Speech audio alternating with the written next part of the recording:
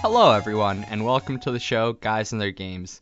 I'm the host, Burke, and today I'm joined by Jaeger, Hey, what's up? as well as a good friend, William.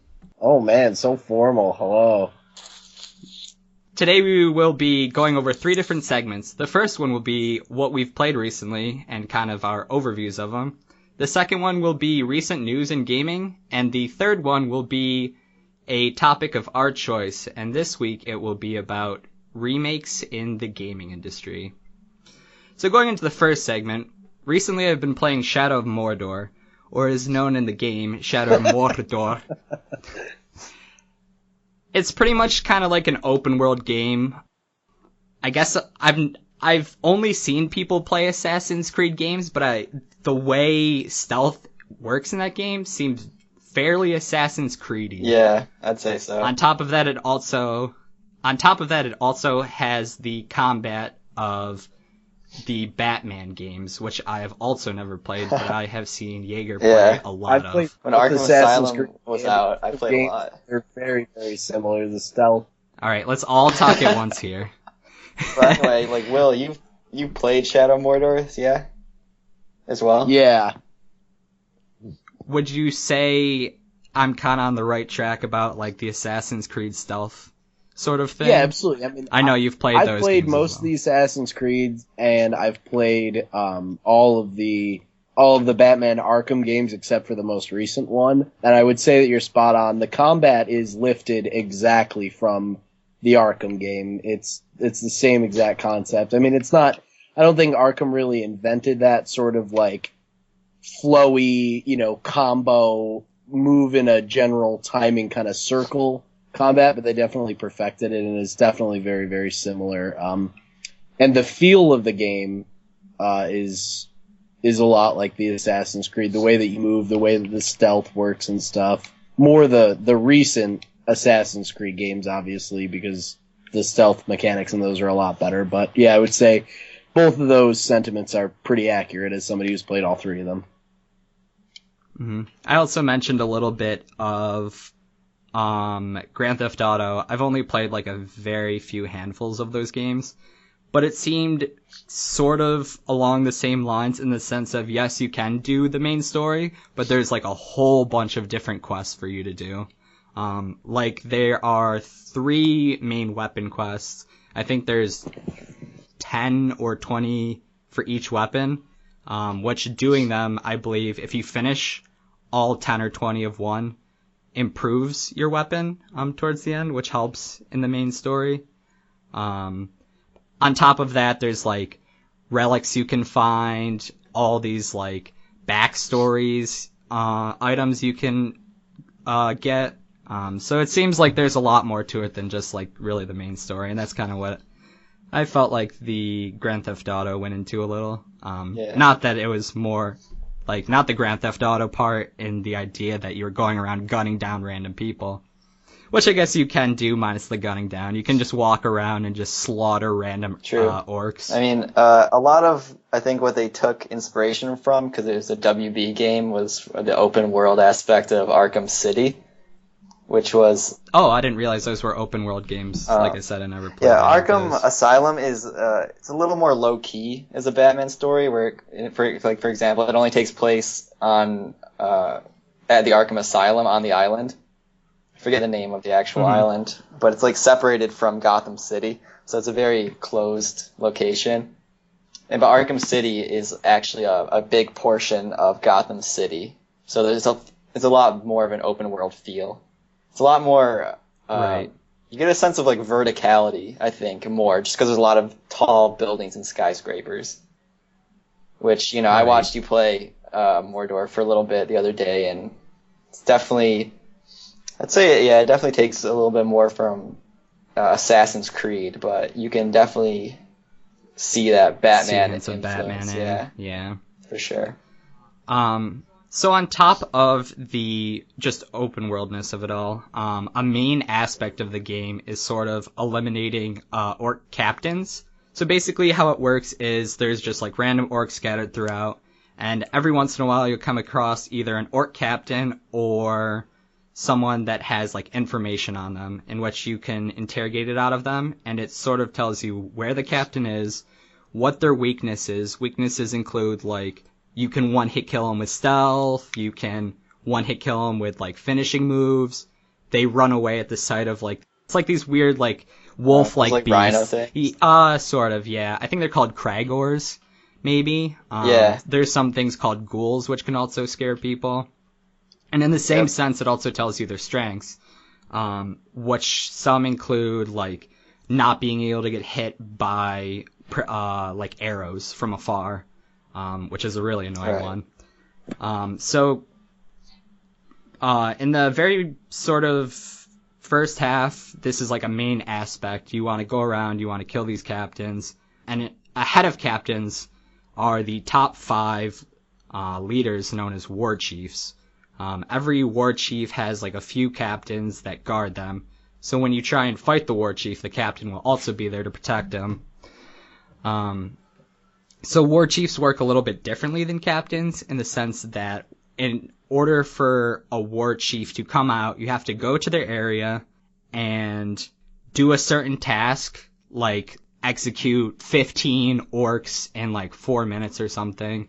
And that will summon the war chief and like his bodyguards, in which you have like this huge full out brawl or whatever, or you can run away and try and stealth them, which I usually prefer to do. So that's like a huge aspect in like the first half of the game. And in the second, I've just like started the second half of the game. So it could end up being a huge aspect, but as of right now, it seems more of like you get certain bonuses from doing it. So these bonuses are, it's sort of like an RPG-esque kind of game in the sense that there's a bunch of different abilities. You gain experience, which gives you an ability point, and you can use those on these abilities. But abilities are broken up into different tiers, and in order to progress through those tiers, you need, I think it's called power points or something. Once you get enough power points, you open a new tier, which also unlocks like the chance to put ability points in these abilities. So the first tier is like the things that are very important, being assassinations from above, just all these basic abilities you need, and they kind of get more and more complicated as the time goes on, and very situational, I guess. So you kind of just want to pick them carefully, or if you just have a bunch of experience, you can just pick them all. It doesn't matter. So towards later on, when you do fight some of these captains that you don't need to kill, they'll either give you experience or power points, which helps you in the long run. So that's kind of cool. It's kind of like if you want to take a break from the main story, you can go off and like commit mass murders against these captains or whatever. But yeah, aside from that, I think the plot's actually really interesting. So basically how it works is you are like half human, half wraith. So you spend most of your time in your human form and you walk around and you fight things, and then at any point you can either use the wraith's powers, such as taking over or interrogating orcs, or you can use it to sort of step into the wraith world and see like all these different things. Like it'll point out where captains are, or it'll point out where herbs are, like on the ground, like it highlights them. The whole wraith world's kind of white. It highlights them in either like red for enemies, I think, green for information, and blue for things that benefit you. So that's a pretty just cool to aspect. jump in here on that point that you were making about the wraith world.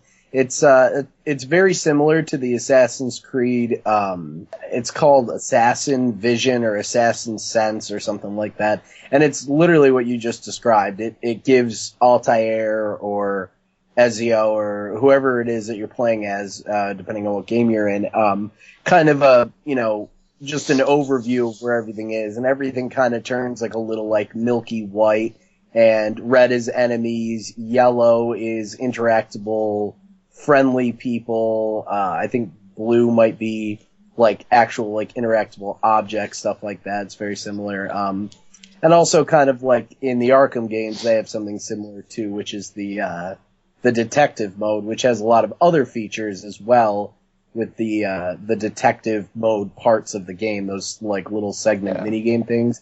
But it does that too, which I think there's definitely a common thread between all three games. Yeah, the Batman, the detective mode vision is, they probably took some of it from that.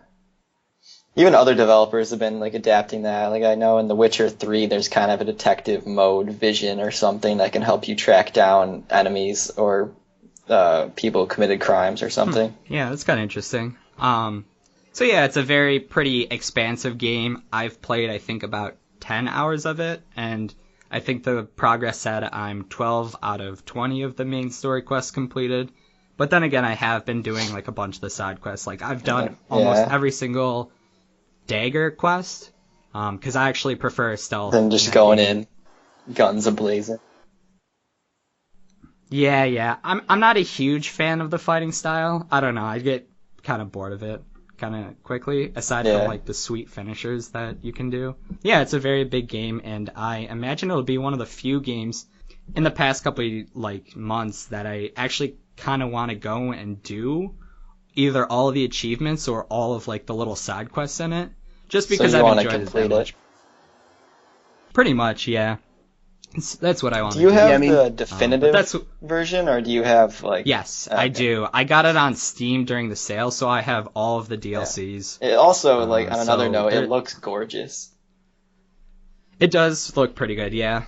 Yeah, I mean, I just got my new computer like a month ago. So it looks great. I've been able to run it on very high stuff. Yeah, my roommate was playing it for a little while on 360, and when I saw you play it, just like blew it out of the water. Yeah, that makes sense to me. So yeah, that's what I've been doing. Cool. I believe, Will, you have been playing Fallout New Vegas? I have been playing Fallout New Vegas so recently that I actually paused it so we could do this podcast. That kind of reason. Yeah, we are hearing a couple of Vats headshots in the background I for a second. Thinking it would be nice. I don't think anybody listening would want to hear, ghouls' brains getting splattered all over walls and stuff like that. They would start like shifting around the room looking to find whoever was like firing. Yeah, exactly. My surround sound freaks me out every once in a while, I've been playing Fallout New Vegas. I've obviously played it before. It's a bit of an older game. I've played it before, and yeah, it's almost been like 8 years now. Wow. 7. Or no, it came out 2005 years. 10? So yeah. 2010. So it's been 5 years, yeah. I've beaten it before, but I've never actually beaten the DLC, interestingly enough, and I went around and found like the definitive version or the whatever collector's I think it's a Game of the Year. Yeah, Game of the Year edition that had all the DLC on it. And I actually got it last year, and then I never played it and actually never even really did the DLC. But I just started doing it recently because I wanted to go through the whole game and beat the whole game. I don't know like how much I really should spend any time like explaining what happens in Fallout New Vegas. Like it's Fallout, It's been 5 years. But yeah, and I feel like spoiler alerts are probably not, really applicable here because this game's almost half a decade old now. But general premise is you're a courier and you're carrying something that's very important. Shot by Chandler from Friends. Yeah, Chandler from Friends, and it's one of my favorite aspects of the game. Right in your face, and you fall in a ditch, but then you survive, which is kind of cool. And you travel through the post-apocalyptic wasteland of New Vegas, and you go through, get to go to the Hoover Dam. And I think one of the things I've always really, really enjoyed about the Fallout series is how you get to go places that are real actual places. And I don't think I don't always prefer that over something that is, imagined and made up, because that creativity is always cool. But I've always found it cool to go to a real life locale that's been imagined in a video game and has some sort of twist on it, like post-apocalyptic wasteland kind of vibe. Right. So to go into sort of a reimagined version of Las Vegas and see it as this fortress in the middle of the desert with all these robots patrolling it and stuff, I think is just always always been really cool to me, and it's definitely had that weird sense of loneliness that you get playing a video game like this. Mm-hmm. That, yeah, certainly. I mean, you'd think that you like wouldn't really want to enjoy, but somehow the Fallout series and Bethesda as a whole kind of has a way of making games that are lonely and you feel, by yourself, and they always have followers in their games that kind of add, warmth to the game and stuff. And I think they always do a great job of having certain locations in the game, hub areas, kind of, or home base areas that feel very, very friendly. The desert's unforgiving and there's all these terrible, mutated creatures out there waiting to kill you. But then there's rad scorpions running around every corner. Yeah, exactly. Ghouls are coming out to eat you. Don't get me started on the death claws, but then you go back to. I was thinking more of the blowflies. Those things are really screwed to death. But you go back to a place like Novak, which is like a little tiny motel town and has like a giant dinosaur in the middle of it, which is like totally ridiculous. And the dinosaur is like kind of cutesy and funny looking, but in the dinosaur's mouth sits the town snipers who, watch over the town, and you can stay in a little room. You get to, you earn it through a quest or whatever, and it kind of becomes your little home base, and you can decorate it however you want and all that sort of stuff. And I've always really enjoyed the differences between being out in the wastes and getting hurt and killing things and, doing all that sort of stuff, but then being able to come back to somewhere like safe and like, you feel comfortable at it. It's kind of like, it's the same thing in scary movies, any scary movies where, at nighttime it's scary and you're uncomfortable because, bad things are going to happen. But then during the daytime, during like the safe breaks during the scary movie, you feel like warm and happy and comfortable because you're like, oh, it's daytime. They're in the house. The ghosts aren't going to eat them or whatever it is, Yeah. I feel like that's a really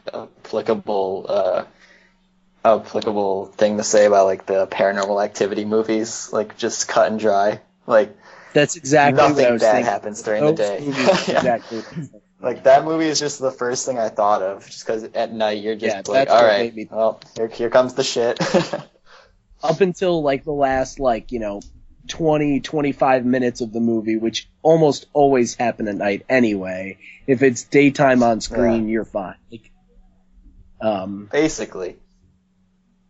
Yeah, but so I mean that's really what I've been playing. I mean, I don't want to spend a whole lot of time just like talking about what Fallout New Vegas is because I feel like it's not really new enough to like explain, the whole right. Like enough people have played it by this point where they kind of get an Vegas, understanding like you probably know what Fallout is. So I mean, you get the general point. So yeah, I mean. So you said you have never played the DLCs before. I don't know how many you've played up to this point. I know for a fact you have played Honest Hearts. Have you played any? I have not. I've honestly, I've been trying to take it slow. Not go in dry and just try and beat all the DLCs at once. I've been trying to go through and enjoy them, which is actually kind of the reason I got back into it. Because I mean, obviously, you're talking about this game's been out for 5 years and everybody's played it and everybody knows it. So that's why I think it was kind of cool that I just for whatever reason didn't play the DLCs and now get to come back to this game, replay it and have all the old memories of the stuff that I've done, but also get to experience, to me at least, completely new stuff that, weapons that I haven't seen, characters that I haven't, met or talked to. And I know you told me that some of the DLCs have different endings too, which is pretty cool. Yeah, I think every single DLC has right, at least which two is cool because I'm actually kind of playing in almost a staggered fashion where I have one character who has really good karma, and that's who I'm playing as right now, and that's who I'm going to go through the DLCs with. But then I have another character who's probably about like half the level that my character is right now. I think my one guy's 35 and the other guy might be like 15 or something like that. And he has bad karma. Right. And, obviously another huge thing in Bethesda games and Fallout specifically is your karma choices, whether you want to be, a good player or a bad player or whatever. And that's going to be cool because once I get through that, I can go switch to the bad player, play the rest of the game through, with Bad Karma and play the DLC and probably have the other ending, whether it's Good Karma or Bad Karma ending that I go with my first character, I'll get to, experience the other one as well. So, speaking of the Good Karma and Bad Karma, I feel like New Vegas added on that a little. I don't know if you know this, but once you get to level 50, you can pick a perk based on whether you had good, bad, or neutral, and each one does something different. I believe good, I think, is like the best one in my opinion. I don't remember exactly what it is. I remember looking at them a long time ago. But those are the perks added because of like all the DLCs or whatever. So they're not in the base game. Yeah, I don't know. I mean, obviously, because my guy's not level 50 at this point.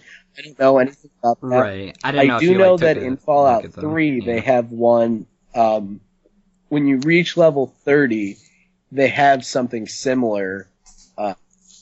Yeah, Oh, do they? I can't remember Oh, I did not exactly know how that. it works, but it's pretty much what you described. You get to pick it whether you have good karma, neutral karma, or bad karma. And there's also another perk that's like at 28 or 29 or maybe even at 30 called like karmic rebalancing, which can just like completely put you all the way one way or all the way the other. That's actually Yeah, pretty which I thought interesting. was an interesting thing that they added, not really for any use. Like if you're playing it and you're doing it the way that you want to play the whole game, your karma's the way that you want it, whether it's good or bad or neutral or whatever the entire game. I think they just added that at Right. the end so that if you wanted to experience different endings, different ways, and you needed different, extremes for it, different karma extremes, it's pretty easy to get bad karma. You just kill a bunch of people or steal a bunch of coffee mugs off a table or something like that. But as for getting good karma, yeah, exactly. You have to, go. You go into Novak and you steal like those millions of whatever the little Yeah, rocket steal things are all called. his Dinky the that are in, like, Dino the souvenirs. yeah, Steal exactly. all 1,000 yeah. of them, shoot Cliff Briscoe right in his Briscoe face and steal them all. But, they added that, which I think was a cool way to just, if you got to the end and you wanted to experience an ending a different way, you can just immediately, hop to that karma, whichever one you need. Right, So. yeah. It helps it so you don't have to play the entire game over again. Right, exactly. Or even if you were trying to just to if reset you were getting your towards karma. the end and you didn't want to beat it, but you did want to know what happened, so you maybe just do a save file, and then go from there and do that and experience whatever ending it is that you want to experience and don't save. And then you can just reload your save file from before. Something like that. Right. I think Bethesda is definitely, I know that we're talking about games specifically that we're playing right now, but I just love Bethesda, and I think they do such a good job with what they make and what they do, and they really do put in, effort and craftsmanship and time, which is, I think, one of the most important things in a video game, production time, and really working on it and making it and not having a release window based on, what financial quarter it is or how much it's going to make or whatever. They make it based on making the game good and making people want to play it and making classics, Yeah. Unfortunately, with a game that big, though, there's like tons of bugs. Oh yeah, I in mean the game. that's something that you're just kind of Yeah. used to at this point. But yeah, no, so that's what I've been playing, Fallout New Vegas. It's a blast. Experiencing old things is really cool. Experiencing new things that I haven't played is really, really cool too. And it's just definitely getting me in the mood for Fallout 4 when that's going to be coming out. It's kind of why Yeah, in a I couple did months. this, so that I could, warm up for it. Yeah. I've actually Get hyped. I started for Fallout New Vegas and I'm going to beat this whole thing. And then, right leading up to Fallout 4, I was planning on starting Fallout 3 over again and playing that and probably like getting to the end of that right as Fallout 4 is being released. So Yeah, that's what I was thinking of as well. I mean, I preferred Fallout New Vegas for the longest time. I've had probably like 4 times as many hours put into New Vegas as I did with Fallout 3. So I was thinking of just going back, playing Fallout 3 in like a little bit different of a style than I originally played it. I've only gone through it like twice. I played each DLC yeah, and like not once. So I was thinking of like right Not before, to totally yeah. plug Bethesda here. However, if you do pre-order Fallout 4, the pre-orders are coming with a code for Fallout 3, either for download. Huh, Yeah, I either actually for did not know download that. onto your Xbox One or your PS4 or onto your PC, which is pretty cool. Does the code come I believe immediately, it comes or is with it like the when pre-order, Fallout 4 and comes out? yeah, it comes with the pre-order, not the actual game. And I don't know Gotcha. like all the specifics to it, and I don't believe that it's anywhere specific. Like if you do it at GameStop, they give it to you. I'm pretty sure all Fallout 3 pre-orders are coming with it, but they just announced it the other day, and they announced Fallout 4 pre-orders. They just announced that the other day, but the pre-order started a couple weeks ago or whenever they announced it. Yeah, like almost Yeah. a month ago. Well, like Couple So weeks, I 3 think weeks ago. that I think that maybe there were people that pre-ordered it and didn't get the codes because they didn't announce that right away. But I'm sure that there's a way to get your Right. hands on it and figure out whatever your code is for that, which is pretty cool. Yeah, it sounds pretty good. I mean, Fallout New Vegas as well as Fallout 3 are pretty well-renowned games, especially since absolutely. they have been around for quite And a while. if you look at the the decision as like a business decision, their digital downloads for all three console and PC, so it's not really going to cost them a whole lot of money, server space that they're already using, so. Right. Anyway, getting off topic, video games that we were playing. That's all I have to really say about Fallout New Vegas. Yeah, it's a pretty great game. I just want to end with, it's definitely a really, really, really good game, and having a lot of fun going back and playing it, and just definitely a good game. Yeah. So moving on to Jaeger, I honestly have no idea what you've been playing recently, so do you want to kind of enlighten us a little bit as to what is going yeah, on? sure. I just want to say, before, like a really long time ago, that when Will was talking about not experiencing the DLC, you said that you were like wanted to go and dry, and like none of us addressed that at all. Like it's just a normal thing Just to say. the phrasing of his words. Yeah, go and dry. it's fine. I heard the silent Just a giggle thing that from gets you guys. tossed around. I said that. I heard it in my head. I know that you guys thought it was funny, but just chose not to actually laugh out loud. Honestly, it's just become so, like, desensitized to me that I honestly didn't It, even like, notice. Yeah, it took me like 2 minutes. I was like, wait, did he just say go and try like to this DLC? Like what? Okay, well anyway, so a couple weeks ago I picked up the I've been like adding games to my GameCube collection recently and my PlayStation 1 collection. Did you get Wait, did you get Assault yet? Nah, Or- still haven't played. That's an essential. Star Fox Assault. But so I went to the mall and I saw they had Megaman X, the Megaman X Collection for GameCube, which is pretty rare. And it was only about like $40. Usually goes for around 50, maybe more for newer ones. So I picked that up and I've been playing through that recently. I wanted to see how it held up to the Mega Man Collection, the regular one, the Anniversary Collection that came out for GameCube and PlayStation 2 a while ago.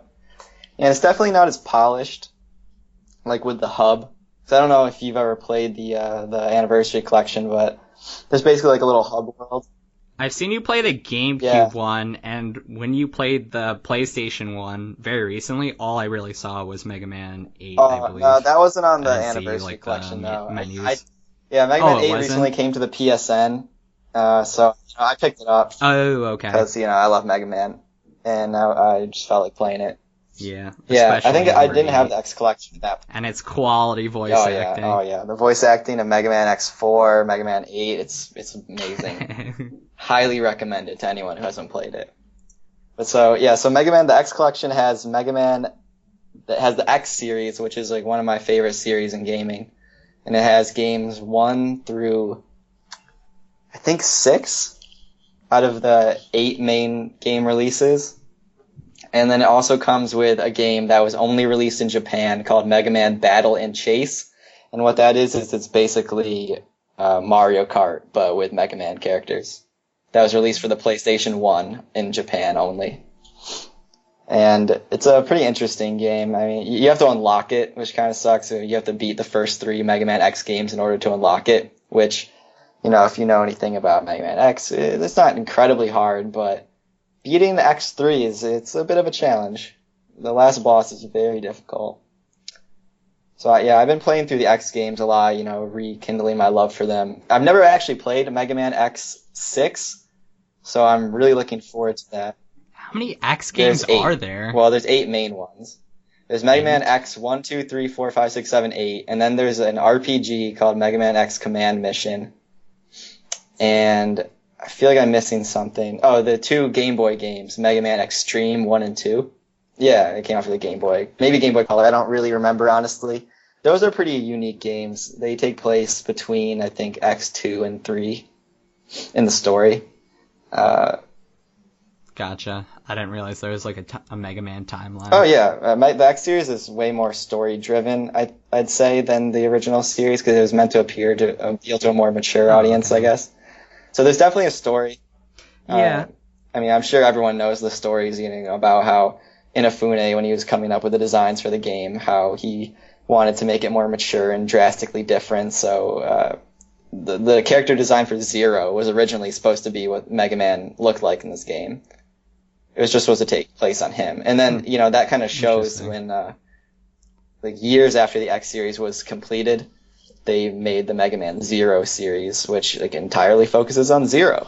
I think it's just what they wanted to do since the beginning, but didn't really have a green light from Capcom. I've been playing that. I've also been playing this really old PlayStation 1 game called Alundra, which I doubt many people have played or heard of. Never even heard of it.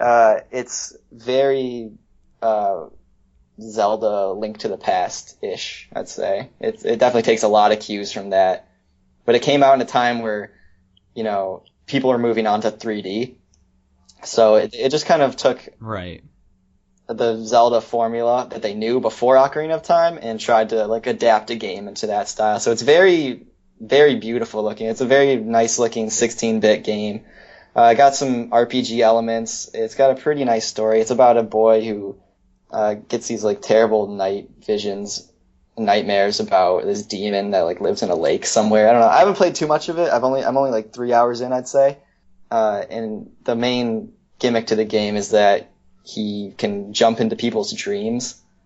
So I'm going around the village and trying to help people get over their nightmares by jumping into their dreams. And the combat's a lot like A Link to the Past, but I think it's a little bit more RPG based. It's not just in Link to the Past where you hit an Octorok twice and it's dead. Do you level up and stuff in the game? No, the numbers are all in the combat, where it's just certain enemies do 2 damage to you. But there's still a heart system like Zelda, and but they're diamonds, and you can find heart containers. It's a little bit more like a traditional RPG in a sense, because there's herbs you can collect that heal you. You go into your menu and get them, and fly them to yourself. Gotcha. So kind of in a the item sense. Definitely. Because when people tell me a traditional RPG, the first thing I think of is kind of leveling up. No, it's definitely more points Zelda, but there's RPG elements sprinkled in a lot, which was popular. It's a little bit more item focused. But you can also tell certain bad guys, there's invisible numbers behind it. It's not just you need to hit them a certain amount of times, like in Zelda usually. Right. Do the numbers appear over I feel head that's more of a modern thing that people who are trying to make indie games in that style do. But this is an old game, so there's none of that. But yeah, it's very beautiful. Yeah. There's actually some FMV cutscenes, kind of like Mega Man X4 and Mega Man 8. No voice acting, but because the PlayStation 1, it's pretty choppy looking. So I've been playing that on I got on the PSN for $6 because I just thought it looked interesting based on gameplay. It's a lot more puzzle focused than Zelda 2, or than A Link to the Past. The 2 dungeons I've been in already, and I consider the dungeons the dreams of the people. It's definitely more of a puzzle element than the combat. The combat it's pretty simple. There's like, it's pretty much Zelda, but if you had the Pegasus boots on the whole time, because the triangle lets you dash and tackle into people. But you can also like collect swords and stuff to power up your guy. And yeah, so it's been pretty cool. And then I think the last thing I've been playing recently, I know it's kind of an older game, but I've been playing. Nah, I just mean like recently. Like it's an iOS game that came out a little while ago, probably like last year. I don't know, but I love One Piece, the anime, the manga, everything about it. So they released a One Piece game on the iOS called One Piece Treasure Cruise, maybe? I don't really remember what it's called. That's not good. I know it's One Piece and there's like a long thing, a long title. It could be Treasure Cruise, but don't quote me on that. But it's basically a little turn-based RPG game where you can go around, you play through the story of One Piece. And you go around to islands and go into taverns and collect new people to like build your crew up. And then you go into a tap-based like action RPG kind of style of combat.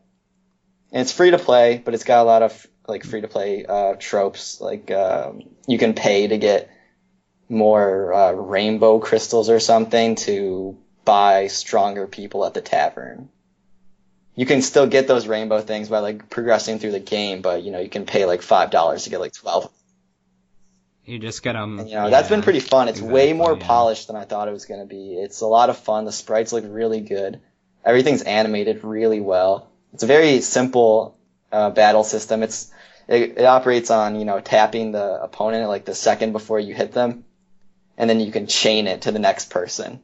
And every turn, it's you get like a different item, just RNG every turn, that can either boost you up or heal you. Like for example, you could get like a plate of like meat or something for a turn for one of your characters. But if you hit the perfect tap bonus, you knock away the meat and you don't get it to heal, because it's not like an item menu. So you have to rely on these random gets. So you have to hit slightly less than perfect to actually use the item, which is kind of cool. I've never really seen anything done that on a tap-based game before. Aspect. So is there any benefit to hitting perfectly? It does more damage, yeah. Oh, okay. So it's kind of like sacrificing damage for item usage. Yeah.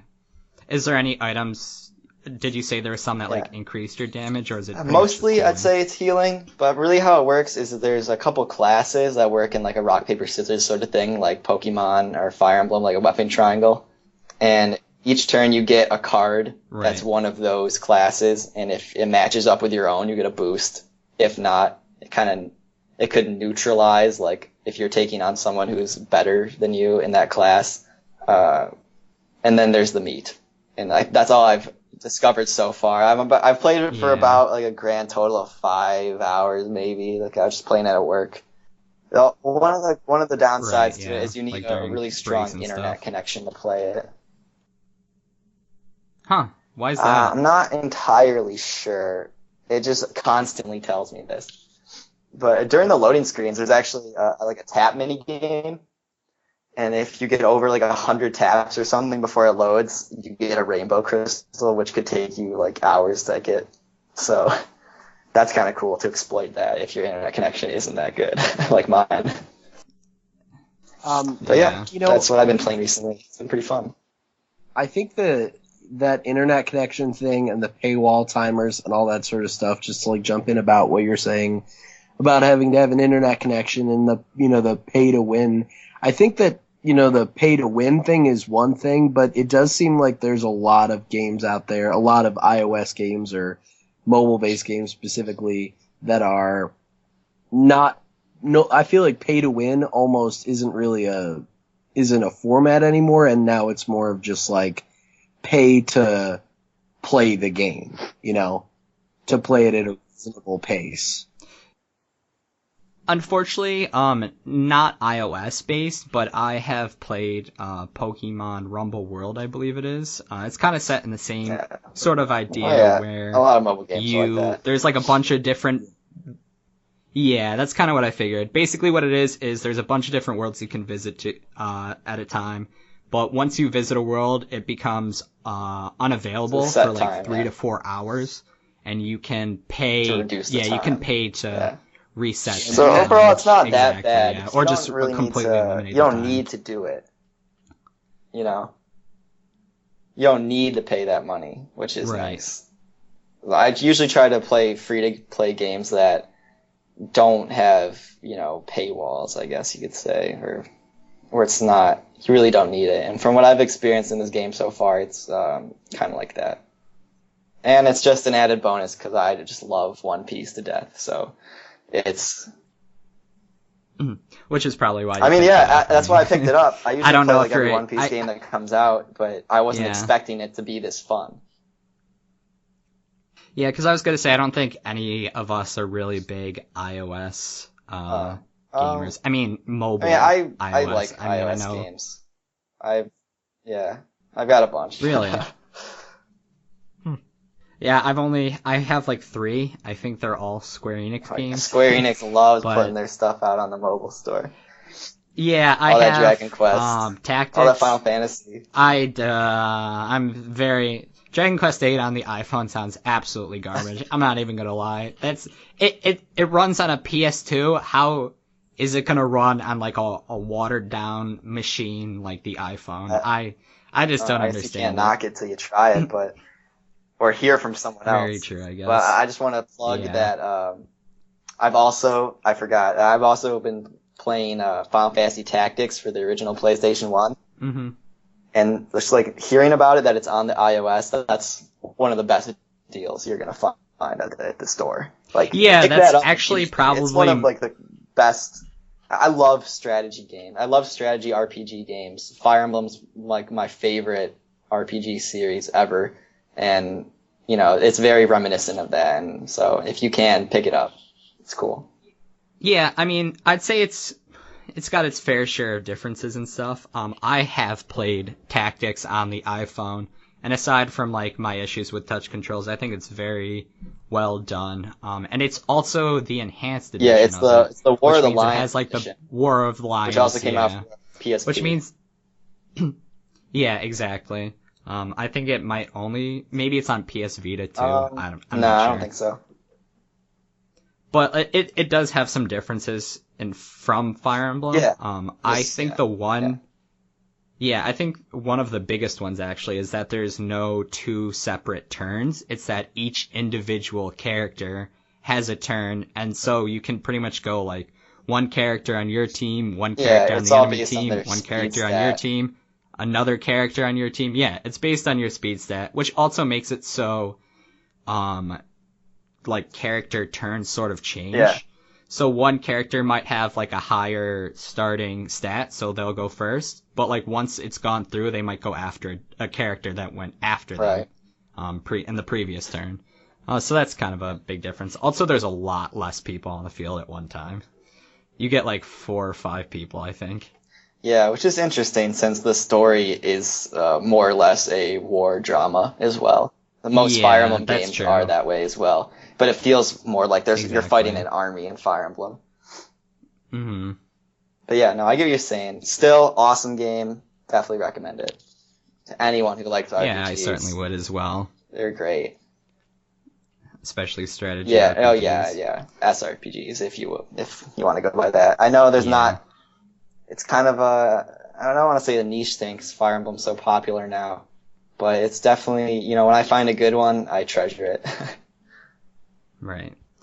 All right, well, I think that pretty much wraps it up for our segment on what we've been playing for the past couple weeks or so on. So after the break, we'll get back into, I believe, news that has been going around recently in the video game scene. So see you guys after the break.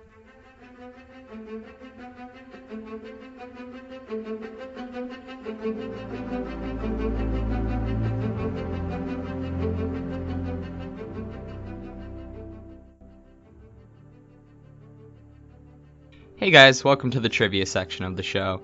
Today we'll be going over a question from Middle-earth Shadow of Mordor. And the question today is, which Gandalf line is not only a spoken phrase in this game, but also an achievement? A. You shall not pass. B. Fly, you fools. C. Keep it safe, keep it secret. Or D. Fool of a took. And we'll have that answer coming right to you at the next break.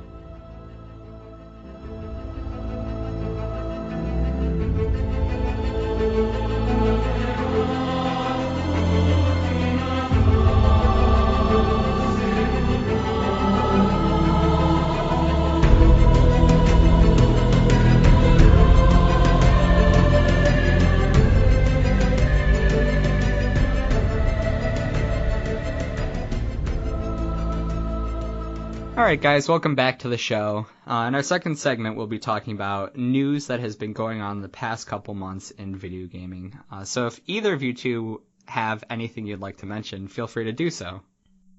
Yeah, I think probably the biggest story, at least in very recent times, is the Arkham Knight release, which is allegedly supposed to be like the best of the entire Arkham series, and specifically the issues that it had with its release on Steam, to the point where I guess the problems were so bad and so varied that they pulled it off Steam for a time to try and fix the issues and fix what was wrong with it.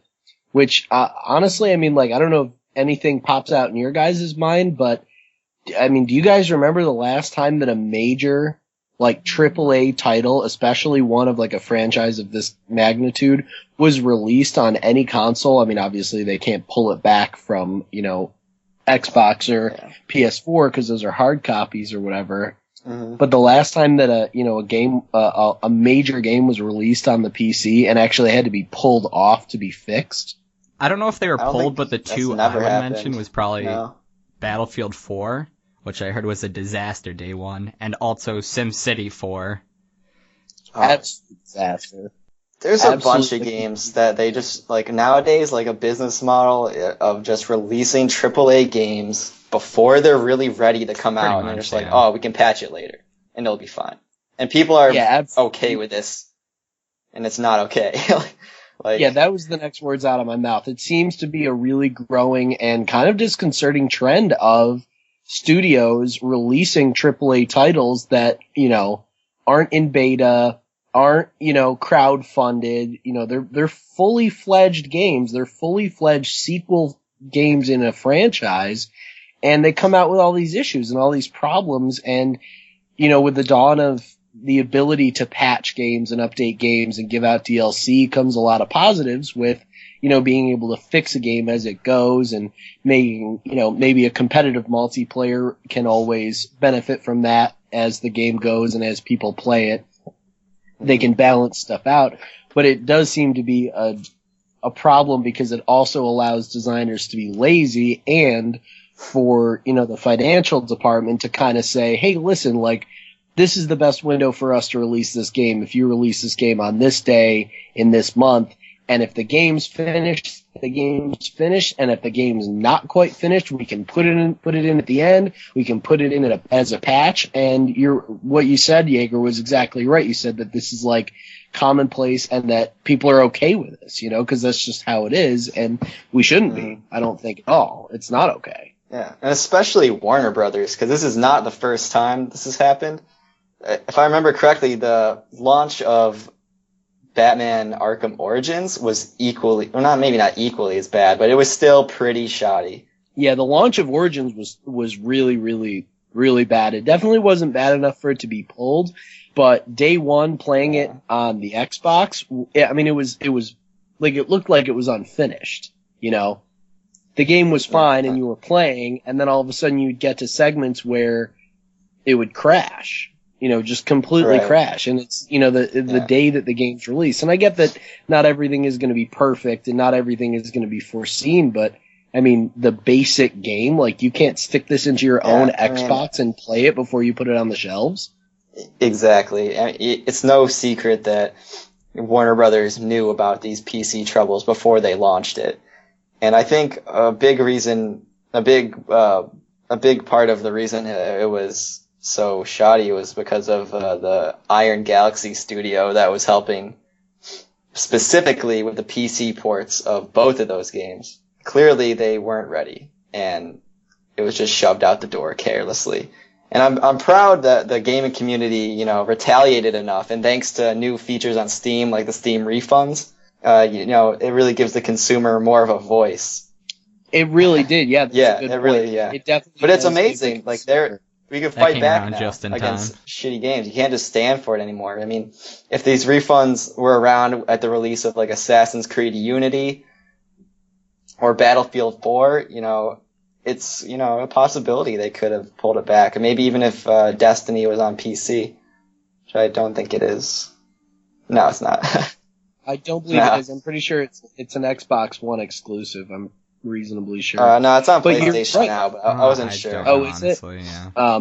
Yeah, But my no, cousin plays you're it. completely right. I think that it's important that the video gaming community as a whole, the consumers, are able to have a voice and are able to fight back against this sort of stuff. I mean, the fact that day one DLC, and Burke, you and I had a conversation about this just the other day, and you know how I feel about DLC in general usually. I mean, the fact that day one DLC is even a phrase, is even like a common thing that, video game studios do, it's unbelievable. I mean, day one DLC is literally stuff in a game that they cut out so that they could add, whether they make you pay for it or you get the day one DLC, you secure it with your pre-order or whatever. I mean, I get that it is a business and they do have to make money, but it's just unbelievable. You know what I mean? It's like buying a pizza, but like when you get there, they tell you that you have to pay extra for like 2 of the toppings that you order. Yeah, for the pepperoni.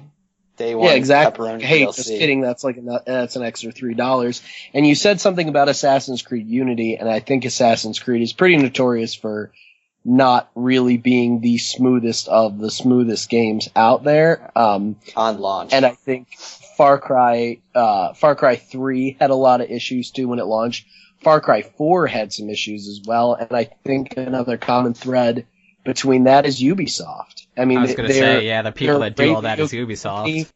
They really do make good games. They make good creative games. They have varied teams working on different things in different cities and different countries, which is really cool to me. But I mean, they really, really embrace the financial side of the video game making industry, and they do this sort of stuff all the time. They release games that just aren't ready. And if Warner Brothers is going to release a game that isn't okay, that isn't all right to release, and isn't going to perform the way that it should if somebody's paying their hard-earned money for it, and Ubisoft's going to do that. I mean, those are big-name game studios, and Jaeger, what you said is exactly right. Like, the consumers need to have some sort of weapon, some sort of voice against it, other than bitching on Reddit or whatever. You know what I mean? And unfortunately, it is the only real weapon that they have is not buying things or getting refunds, but I think it's cool that Steam has that. Boycotting. Exactly, yeah, boycotting. I mean, it's the simplest form of boycotting. Yeah, is just Getting your voice not out paying there. for that sort of stuff and not putting up with it, which is, I think, important, very important in the community. Yeah. Another problem, I think, and maybe not necessarily a problem, I guess I can understand, is a lot of people are just like, they're buying into hype way too much. Like, I legitimately felt bad for people who pre-ordered this game just based on hype and reputation alone. I never pre-order anything anymore just because I'm scared of getting burned like that. That's not the game that you are expecting, or that you'd think Rocksteady would put out I think a with quality the product. gaming community as it is, being that things are being released too early, pre-ordering is a little bit dangerous. The last thing I pre-ordered in probably the past, maybe even, I pre-ordered Twilight Princess, but probably in the past like 8 years or so, has been Super Smash Bros. Wii U. So I kind of figured that would not be a disaster on day one. Also because that it was such a popular game, I knew that I had to get it before it sold out on like day one.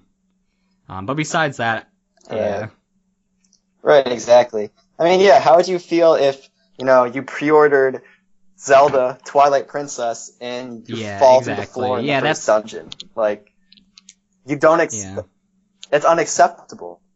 Zelda's huge. Like, it's one of the biggest names in gaming. You tie quality to a name with these brands, and it's just it's unacceptable. And I'm glad the Steam refunds exist now.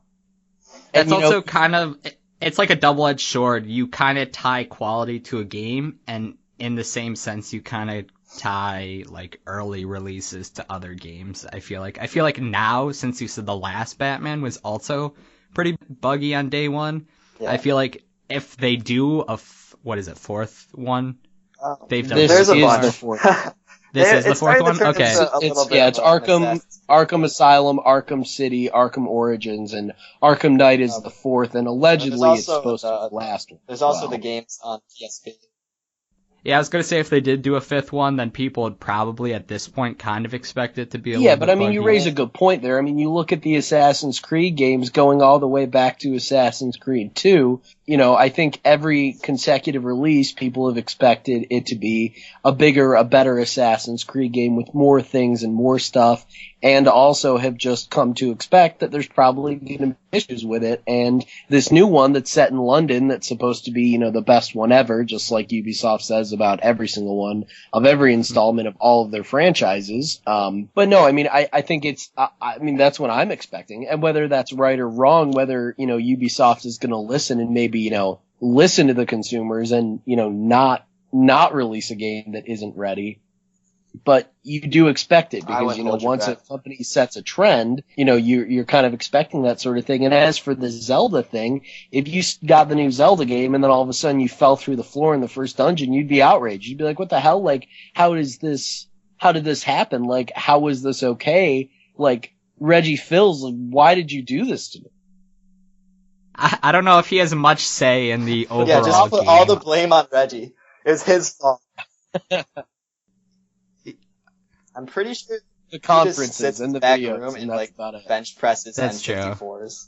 Yeah, it's about all he does. Well, hold on. I want to interject with something here. So there are 8 Arkham games actually. Seriously? Oh yeah, this is becoming like an Assassin's Creed. It's very bad. One of them's not out yet actually, but it's coming out later this year. Batman Arkham Underworld for the iOS. So we can probably... Oh, for the iOS. Okay. Yeah. I was gonna say, there's only 4 console ones, right? And Yeah, there's gotta but be, you can't it's gotta discount be these handheld, ones. They still have the too, Arkham right? name on them. I know there's one called Batman Arkham Origins Blackgate or something like that.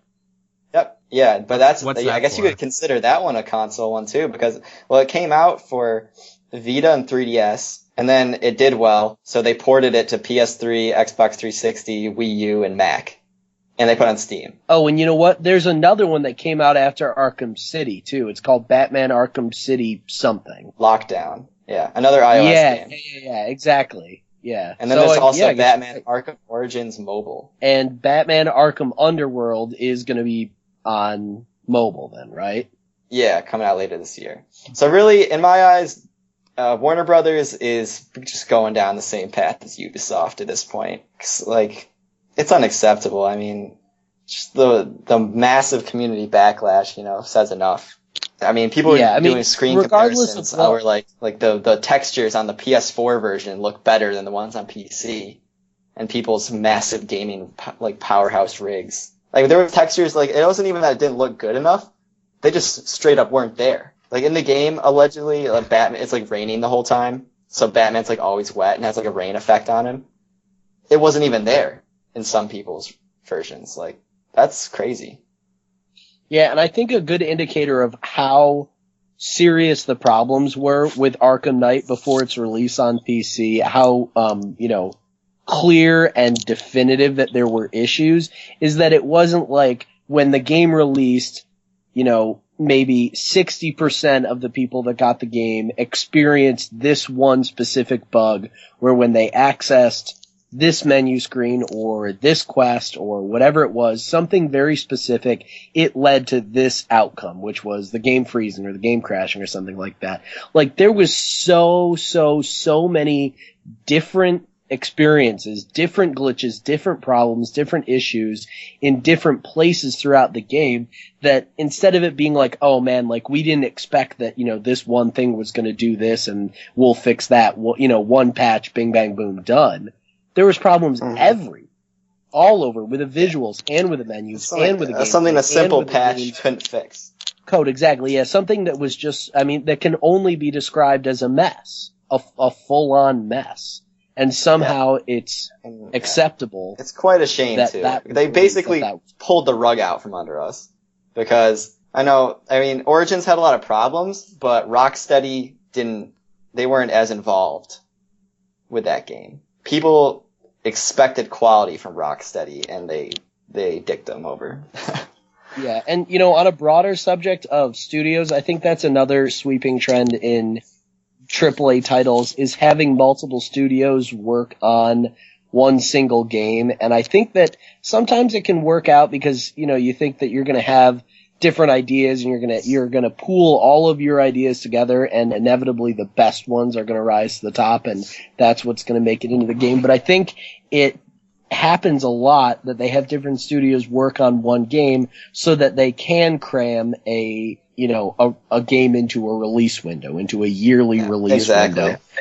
And I like the Call of Duty series, but I recognize that there are clear, inarguable problems with the way that they make games, and that's one of the staples is, Infinity Ward and Treyarch get a shot at the game and they make it, and they're kind of, the top of the umbrella, but there's like 4 different studios. One works on the special ops missions, one works on the campaign, one works on the programming for the whole thing, and then another one works on the multiplayer, and what you come out with is a game that doesn't really seem to have a clear focus. It's basically like giving 7 or 8 different people the exact same set of paint and the same brushes and being like, make a similar picture, but don't look at each other's, and I think that can definitely cause a problem and can a lot of times cause this sort of issue. I'm not saying that this is why there was an issue with Arkham Knight. That was just 100% their fault. But, having different studios and completely different people under different companies working on one game together, and then when it releases, people go, well, why is this game a mess? Well, I wonder why, because you had, 500 people in 3 different studios in 3 different cities working on one game. Might not have been the best idea. Right. Maybe they didn't have the best communication. Exactly. Yeah, it seems like it. Yeah, I don't know. Yeah, I feel like that is a big problem and definitely a big trend that's going on right now. Just people are finding out how much money, video games can net you. Video games are constantly growing. They're huge nowadays. And, the sad thing is, I was even looking forward to Arkham Knight. I definitely wasn't going to get it day 1, maybe not even month 1 or month 2.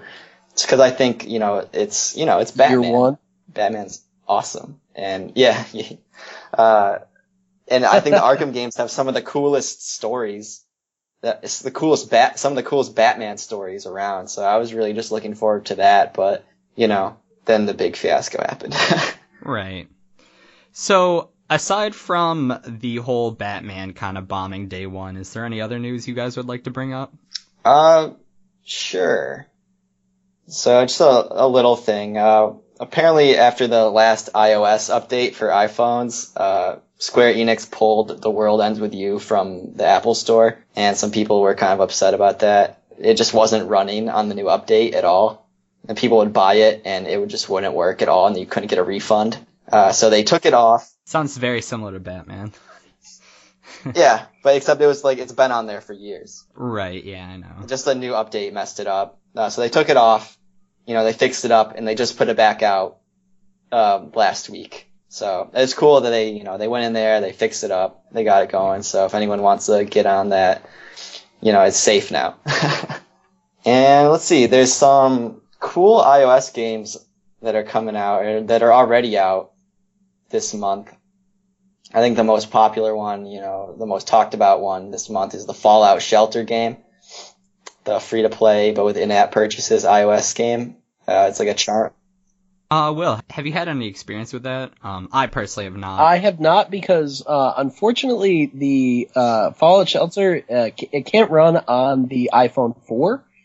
Oh, right. I completely forgot about that. And I'm still over here on an iPhone 4, which is definitely not the best. What is cool, though, is that this kind of relates to what we were talking to earlier about there being paywall timers and pay to play the game and, that sort of stuff. And when they released and announced Fallout Shelter, Todd Howard, who's the creative director of Bethesda, explained that there are microtransactions available in the game. You can buy what's called lunch boxes, which are basically the game's version of, what were the things that you were saying were in that game, Jaeger, in the One Piece game, the Rainbow Star. I don't know what they call it. It's some rainbow stuff. It's like the same something like game. that. That one token in most mobile games that is the thing that you need to continue the game or whatever. Anyway, the point is that he said that the game is completely 100% playable and beatable. There's no paywall timers. There's none of that. It's just you can buy more if you'd like. If you don't want to, you can play the entire game start to finish at the pace that you want to play it at without ever having to wait or anything like that. Which I think is huge, and I think it's very, I don't want to say generous, because that's how games should be. You shouldn't have to continue dumping money into them to get enjoyment out of them, because that's what a casino is for. And I feel like if you want to dump money into getting enjoyment, just go to the casino. Don't, you shouldn't have to do it on your iPhone or on your Android or whatever. But that's what he said, is that, and that is how the game is, from what I understand and from what I've seen from it. It's 100% playable and enjoyable at your own pace, at your own speed, without, having to, pay 5 cents every couple of days or every day or whatever to get you through, which I think is huge. That'd be a crummy thing. Which is unfortunately how sometimes things are. It's like a tempting thing.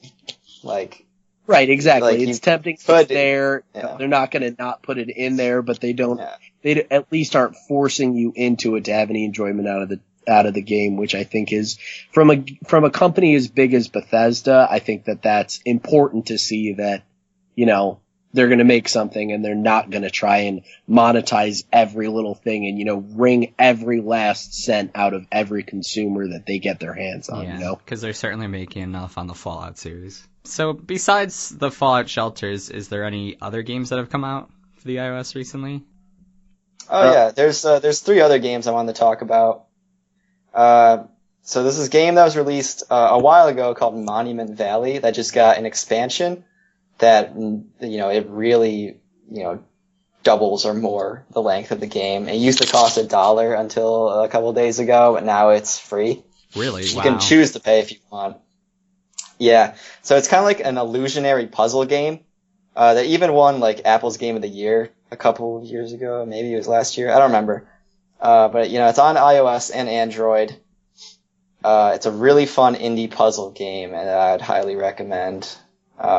Some other game. Okay, the other game I want to talk about was Running Circles, which is like a pretty simple and concept game. It's got like a cute art style, but it's like a tap-based game where your character just runs around in circles.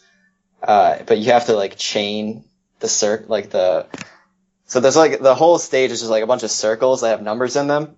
And you have to get from point A to point B, collecting jewels, only running through the circles, and you can switch over by tapping. I don't want to say it's like a platformer, but it's definitely fun. It's engaging. It's only, I think it's $5. Oh, no. It's free. But the weird thing is you can buy an easy mode for $5 if you think the game's too hard. Which is kind of interesting. Yeah, I've never heard of that done before. Yeah, me neither. It's quite interesting monetization there. Yeah. Is this too hard? And then it's money. It's easier. It's pretty weird. And the last game, the one I've been looking forward to the most coming out this month, is a game called Her Story, developed by Sam Barlow, who he was like the lead designer on Silent Hill's Shattered Memories for the Wii. I think it also came out for PlayStation 2, but the main draw of the game was not the main draw, but one of the big features was the motion controls with the flashlight. But that's not like the best feature in the game, obviously. The game's really cool. It's one of the only Silent Hills games I've ever played. It's a really psychologically intense game. Everything you do subconsciously or actively affects the ending outcome of the game, which is cool. Like if you take too long to stare at this one poster in a store, it could come and affect you later. It's a really cool game, and the lead designer on that game and the writer is developing this iOS game where you're an investigator and you're trying to get to the bottom of this mystery involving this woman that you have down at the precinct, and you get to interview her 7 times, and by the end of it, you have to, come to a conclusion about what happened to her. And it just seems like a very psychologically intense game that I would love to play, and I love his writing. So I've been looking forward to that. I believe it's out right now, and it's $5 on iOS. And yeah, it looks cool. I can't wait to play it. I'm probably gonna buy it sometime this week. Yeah, it sounds like a very interesting sort of game. So I'm just gonna add that it's not like there's clips from the game that they use like real actors, which is kind of cool. It's not all just sprite based. So it's just a cool little tidbit. I have a couple just real quick things. Coming up actually, no, it's already happened. Today's the 1st. Yoshi's Woolly World came out last week, I believe. Yes, but it only came out in Europe. We will not be getting it here for another, I think it comes out in October for the United States. Right, yeah. And correct me if I'm wrong, but when it was originally announced, I think that they said originally that it was going to be a universal release, but they must have quickly changed that to having different continental releases for it. Yeah, and I'm not really sure why. So yeah, there's that. That game looks awesome. I just want to add. That game does look awesome. I love the art style. It's so cool. Mm-hmm. Yeah, it's a very colorful, yarny looking. And art it's style. like the same kind of like concept, I guess, as Kirby's Epic Yarn, but I feel like they took it to a whole nother level. Like everything just looks some alive. Gameplay trailers up, and it does look very cool the way that you use the yarn in different scenarios in different ways, and it's not just that's what it looked like to me. Is it looked like Kirby's Epic Yarn, but expanded upon and made fleshed out almost. Yeah, and I think that's like the first Yoshi game, which I guess is technically Super Mario World 2. I love that game. That's one of my favorite games ever, and I think as a series, the Yoshi games, haven't really reached, they haven't had a game as good as the original, and I'm hoping this one will, meet my expectations whenever I get around to playing with it, because it looks really good, and I think it's got a lot of cool ideas going for it. Because the last one they released, it was okay, but it was more or less just the same. Not too many new ideas expanded upon. That was a 3DS release. I think it was just called Yoshi's New Island. Yeah, it was, and I haven't played it either. The soundtrack did not sound fantastic by any means. Oh, really? Yeah, that's really disappointing. I mean, I haven't heard the whole thing. I've heard like a few songs. Really, the main theme just sounds so ear-wrenchingly bad that like I don't even want to explore any of the rest of it. Oh no! One of the main instruments it uses is the kazoo, which is I don't know. It's a weird choice. Yeah, it's kind of fitting, but it probably could have been done better.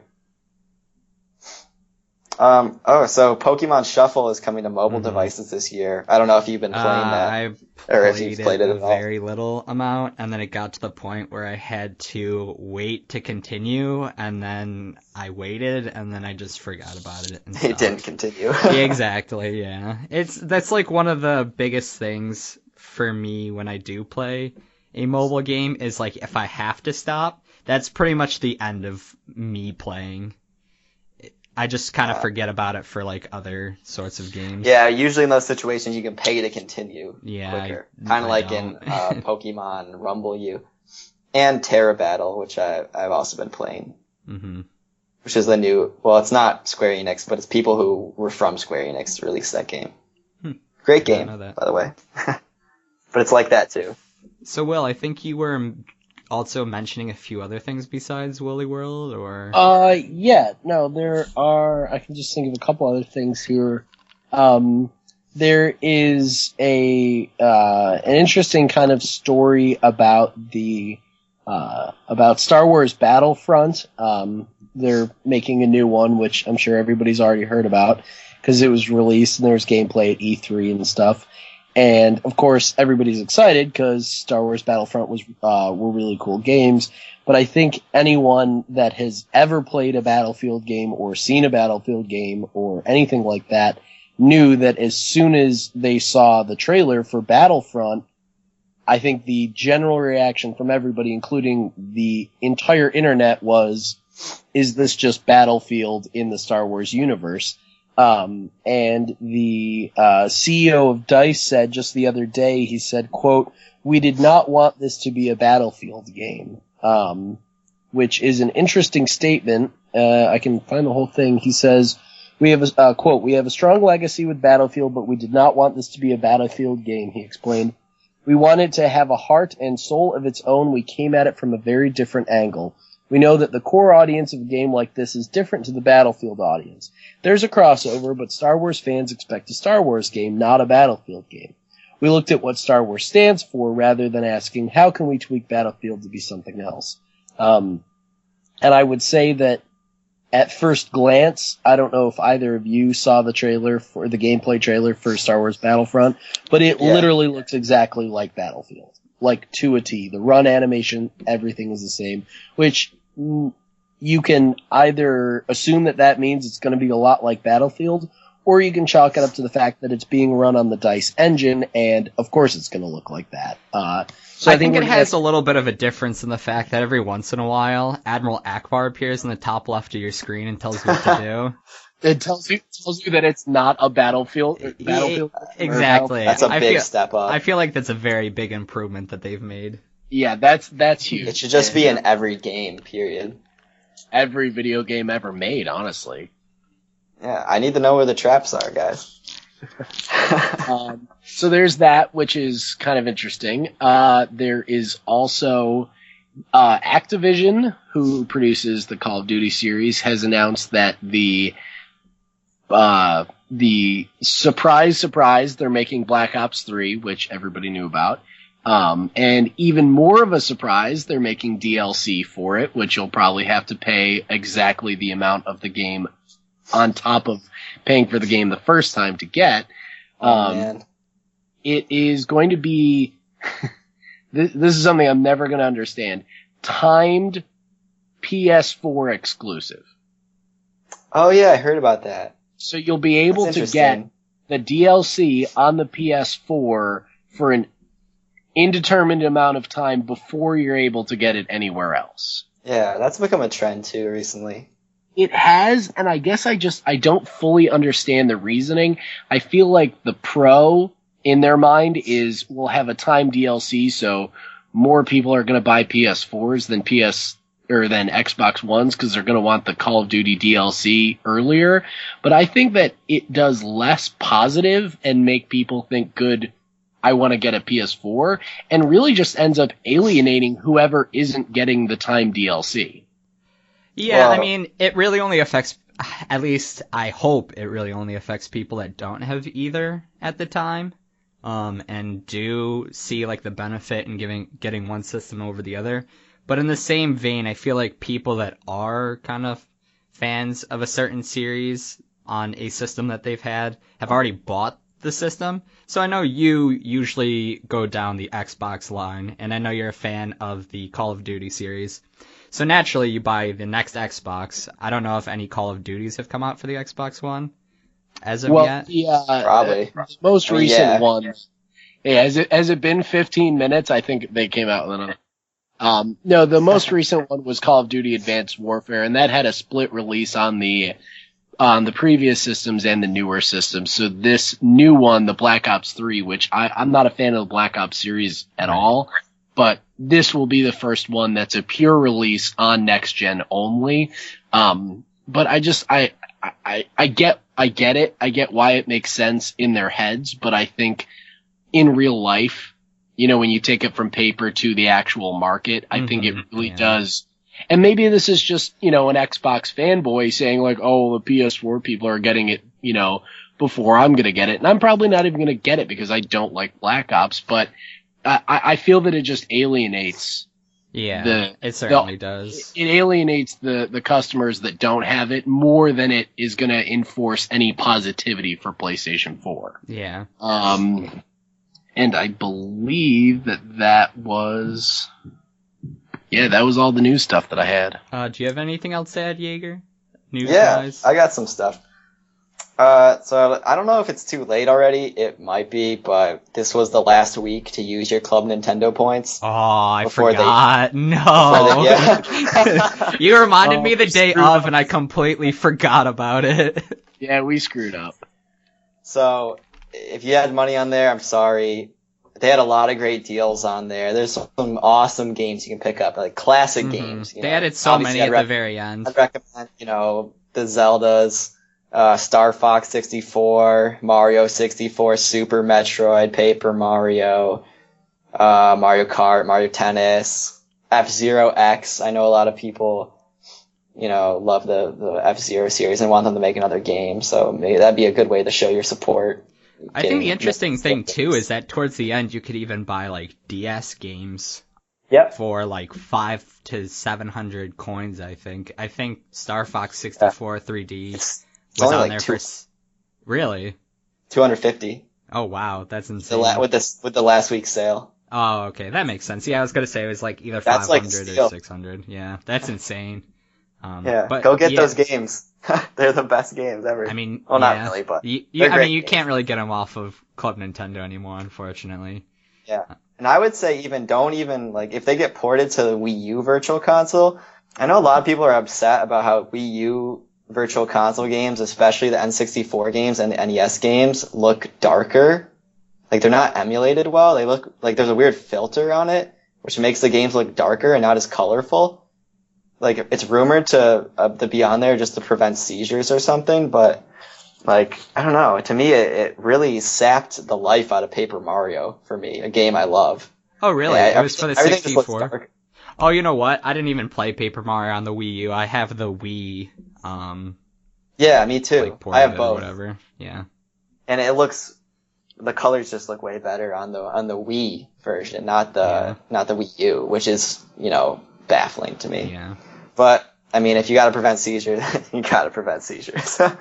No really arguing against that. Yeah. I mean, I personally never heard any stories from anyone Yeah, having it's a not seizure. confirmed. It's just a rumor. It's But it's kind of a bummer because they just during the week of E3, Nintendo re-released the first Earthbound game, the first Mother game, and renamed it Earthbound Beginnings. And before then, it was just going as Earthbound Zero in the translation, like the ROM community, the emulating community.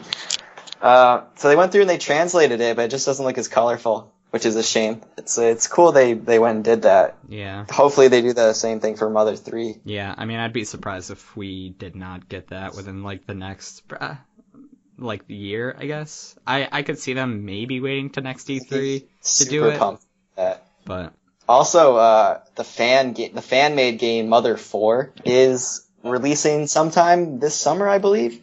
yeah. And for what I've seen from the trailers, and the way they write the dialogue, it's a game coming straight from their heart. It looks awesome, and I can't wait to play that. Yeah, I remember seeing, I didn't really look much into it, but I remember seeing the main character. I don't remember his name, but he did look very me similar. neither. He did look very similar to Ness. It just Lucas, looks really nice. and Nice, Nintendo. colorful environments, nice sprite work, funny dialogue. They just got it all. Yeah. A more rhythm-based combat system, which I think is cool. I mean, I don't know if you ever played Mother 3, but it had Yeah. a pretty rhythm-based Yeah, I'm combat. familiar with it, but it's Okay. they've embraced it more, I believe, and they're evolving it. It should be Which I interesting think then. is a cool next step to take. I'm really excited to learn the story. 'Cause, Yeah. Mother 3 has a really cool story. Yeah, it's a pretty extreme story, to Yeah, say the but- least. But, it's Mother. It's cool. And so another news thing, maybe the last thing I wanted to bring up from my end was the recent interview that came out from Intelligent Systems in an Iwata Asks interview, Japanese article. They're kind of talking about how if Fire Emblem Awakening didn't do well, that it was going to be the last Fire Emblem game. Is that a recent interview? I thought I heard about that a couple months back. I don't know. I heard about it last week. Oh, okay. I was gonna say, I thought I heard about it, back in maybe November of last year or something. Because I remember The that was, Iwata a Asks big thing at the interview time. was last week. Oh, okay. So maybe it was someone else that said it. I think that's really disheartening to me because I love Fire Emblem so much. But yeah, at the same time, I understand, if it doesn't sell well, you gotta cut your losses, move on to the next thing. But I'm really glad it did well, and I'm really excited for the new Fire Emblem games. I'm really excited for the story because they brought in oh man, his name is escaping me right now. I think it's Shin Kibayashi, and I'm sorry if I'm botching that, but he's a really popular, high-profile novelist and manga author in Japan. And the developing team who made the game of Awakening wrote the story. You know, they just they had a small team. They did the things themselves. But this time they're hiring a high-profile writer, which I think is really cool. And it was all inspired because the guy's daughter was like playing through Awakening and was like, I like this game a lot, but the story could be better. And then she was like, and then she just walked away. So he's like, well, we better get a good writer then for this one. So, yeah, the story of Awakening was a little weak, but man, it's about as good as like any other Fire Emblem story. But I'm excited that they're focusing more on the story because I think it could blend really well with the cool character designs, and what they've showed so far has made me pretty excited. That's pretty cool. Is there any other news you guys would like to mention? Ryan, if you don't have anything else, I had just one last thing that I figured that we could end on here if you didn't have anything else. Yeah, go for it. This is super short and totally ridiculous. The International, which is Valve's annual Dota 2 tournament. Last year, in 2014, the prize pool for the winning, I don't know if it was top 8 or top 10, I think it might have been placing teams, was $11 million, which is an unreal amount of money in itself. Yeah. And the fact that Valve usually contributes about $1 million to the pool, and then they do what's called a yearly compendium sale, which is basically, it's kind of like crowdfunding, you know, a GoFundMe kind of thing where if you get to this level, we'll release this, and if you get to this level, we'll release that, yada yada. Anyway, so they made the prize pool last year was $11 million when the tournament started, and as of this year, the prize pool, the International 2 isn't actually even until August, so they still have an entire month left, about a month left, and they have already hit $15 million as the prize pool. Wow. $15 million to probably, I would guess, the top 10 placing teams again, and you know the first place team's walking home with probably 5. Yeah. That's minimum. crazy. It's like $1 million per person. And you know what else is crazy is that there's professional sporting events that don't have prize pools that big. Wow. I mean, the Masters, which is the biggest golf event of the year every year, its prize pool was only $10 million this year. Yeah, that's crazy. And the International is going to be 15. Wow. Which is crazy. And, you know, I think that definitely, I mean, you got to be the best to be playing there and to be making that kind of money. Right. But, I mean, it is a viable, legitimate job that people have, and I think that showing that there's this prize money of $15 million to go play a video game does show that, you know, video games are real, legitimate forms of media and aren't just for kids. I think the potential for video games as a medium is just incredibly exciting to me. Especially going into VR. Agreed. Oh yeah, I mean I've always thought, and I'll always stand by that. I think that a video game is, if the story is right for a video game, and you know, not like movie tie-in games, those are terrible. But my point is that if the story is Rambo the game, so good. If a story is right for the video game, a video game is the best way to tell a story, I think. Because you can mix in the elements of television and of movies and of, you know, storytelling through books and through audio and through visual and through interactive play. Like every single video games are really just all of the other storytelling medias combined into one place. And I stand by the fact that they're the best way to tell a story. It's kind of an interesting opinion. Interesting. I don't know if I necessarily agree, but I think that it's getting there. That it has the potential to be that, and if it does one day, you know, I don't really know how. I mean, but yeah, I mean, I'm not speaking in a specific term, more of a general potential kind of term. I don't think that video games. I just think are the one better. thing that it has over everything else is interactivity. And Right, exactly. Which is think why I that think that potential ceiling is there, is that exciting. potential is there for that storytelling capacity to be so much more than anything else. I mean, not saying that video games are better than anything else or anything is better than video games, just I think that video games, if it is right, if it's just right, and it's done perfectly, a video game, I think, is the best way that you can convey a story that is best suited for a video game format. But no, you're right. I mean, movies and TV shows, none of that stuff's ever going to go away, and there's always different varied forms of media. And that's what's so cool about it, is that video games are just, they're another avenue for entertainment and escape and storytelling, which is awesome. That's pretty cool. Yeah, the interactivity is definitely, it's cool. Just one thing I wanted to touch up on before we go. It just ties in. I just found this out about the Fire Emblem thing. That the first week of Fire Emblem Fates, because it came out this week in Japan, the new game, Fire Emblem Fates, Black Kingdom, White Kingdom, sold more than the first week of Awakening. Yeah, I did hear about that. By over 100,000. Wow, that's big crazy. number for Yeah, sure. I know. Especially since I think Awakening was the highest selling Fire Emblem game to date. Oh, yep, for sure. By the next, all right. Well, I'm looking at it like a chart right Gotcha. here. I don't really know how inflation and stuff would affect That's it. true. But it says that that Fire Emblem Mystery of the Emblem for the Super Famicom. Yeah. Oh, wait, that's monthly though. Oh, That's after a month. They don't know how much it sold the first Gotcha. week. So I guess I can't say. No, then yeah, you're right. Awakening definitely Yeah, I mean, sold the most. But sorry, big margin. when I meant that, I meant to specify here, because I know up until Awakening, Fire Emblem was kind of, sort of, a little bit more of a low-key series.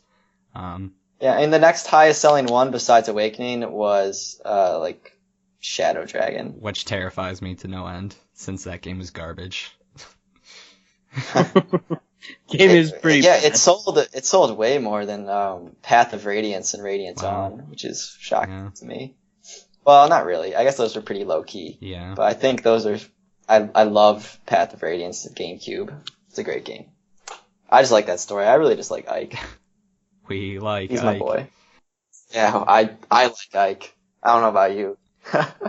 Alright, so I believe that should wrap it up for our news segment. So, continuing on, in the next segment we will be talking about sort of the idea of remakes in video games and kind of our opinions on whether they should continue or whether there's been too many and they should kind of hold off for a little while. Alright, so see you guys after the break.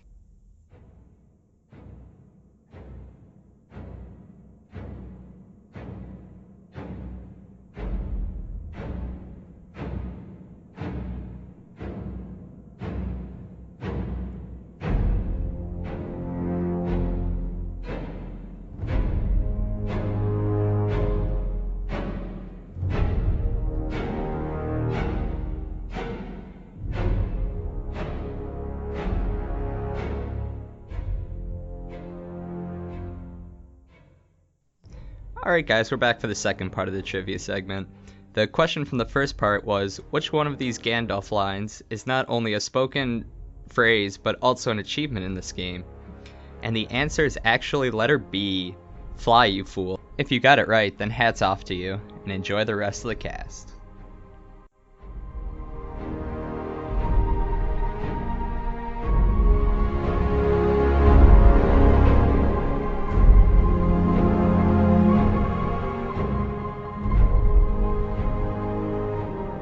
Alright, welcome back everybody. So for our third section today, we'll be talking about the topic of video game remakes. And when we say remakes, we are talking about games that have had graphical updates, possibly things added to them, just like that. Not just like ports where it's pretty much the same game just brought to a different system, like a lot of the Nintendo Virtual Consoles are.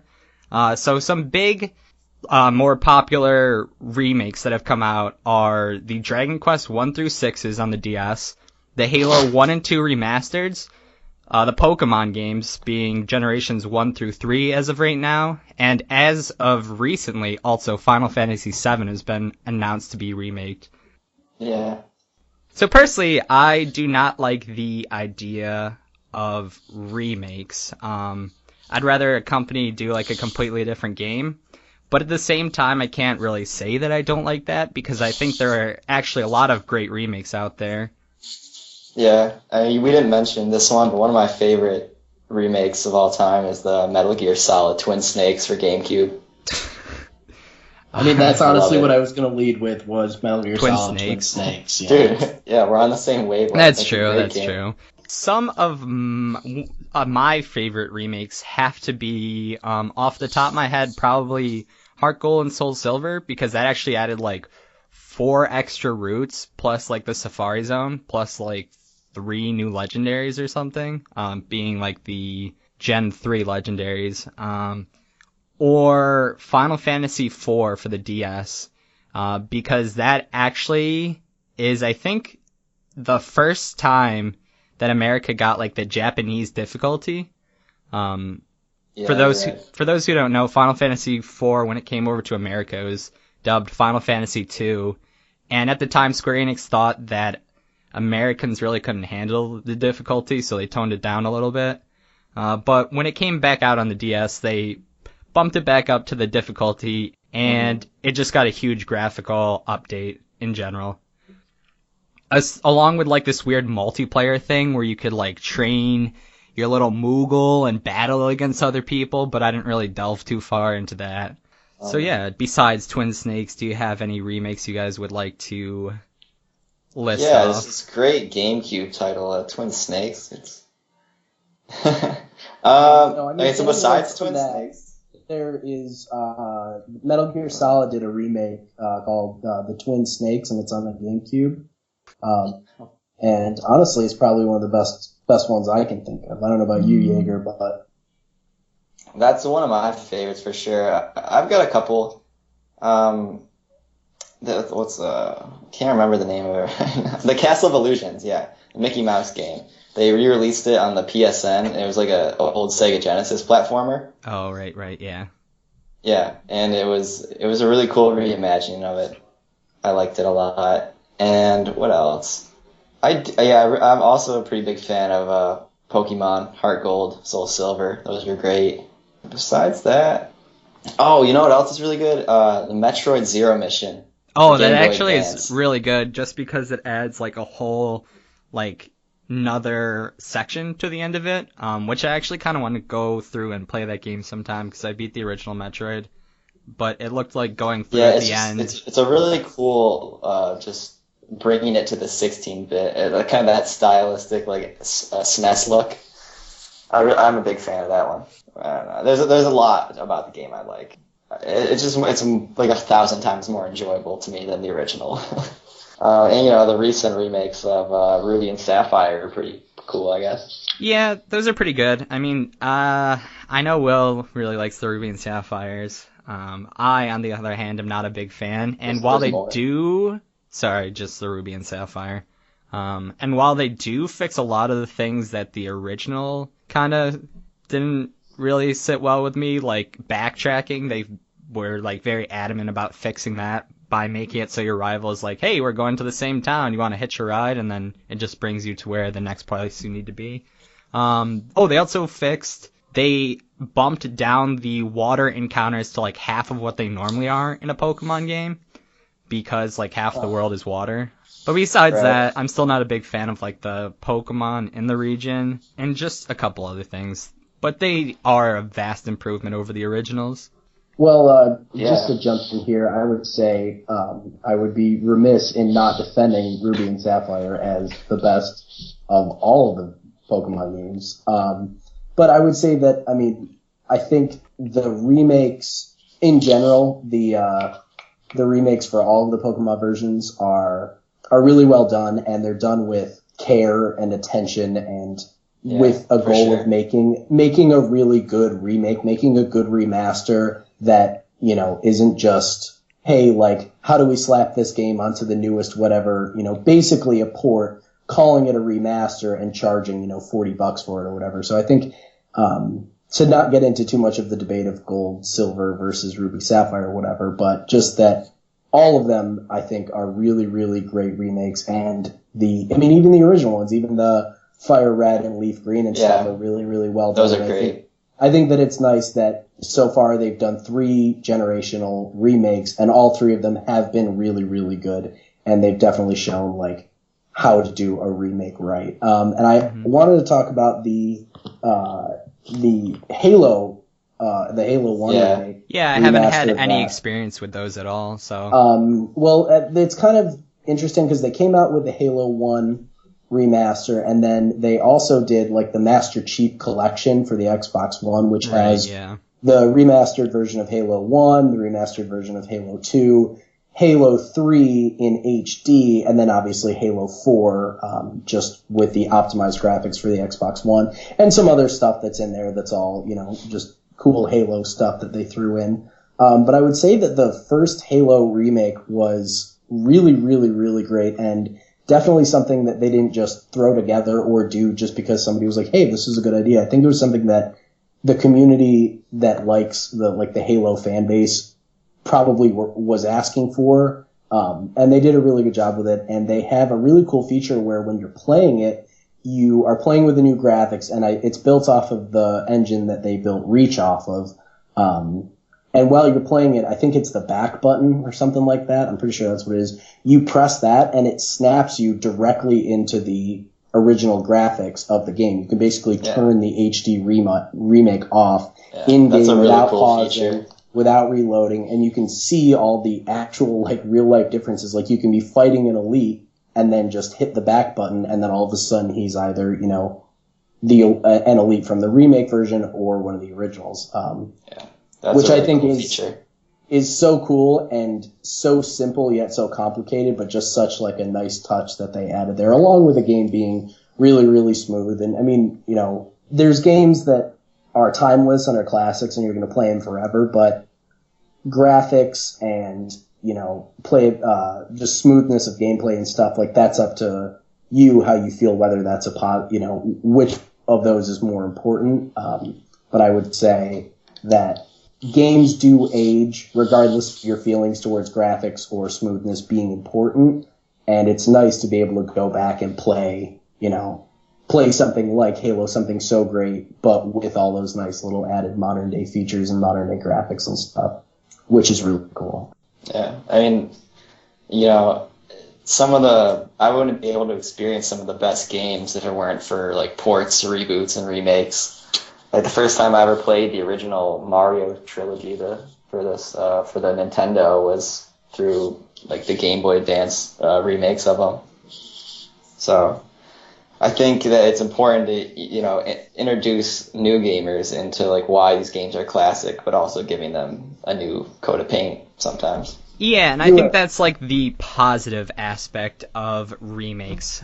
Honestly, I don't really go out of my way to buy a remake if I already have, like, the original game. Pokemon being, I think, the one exception.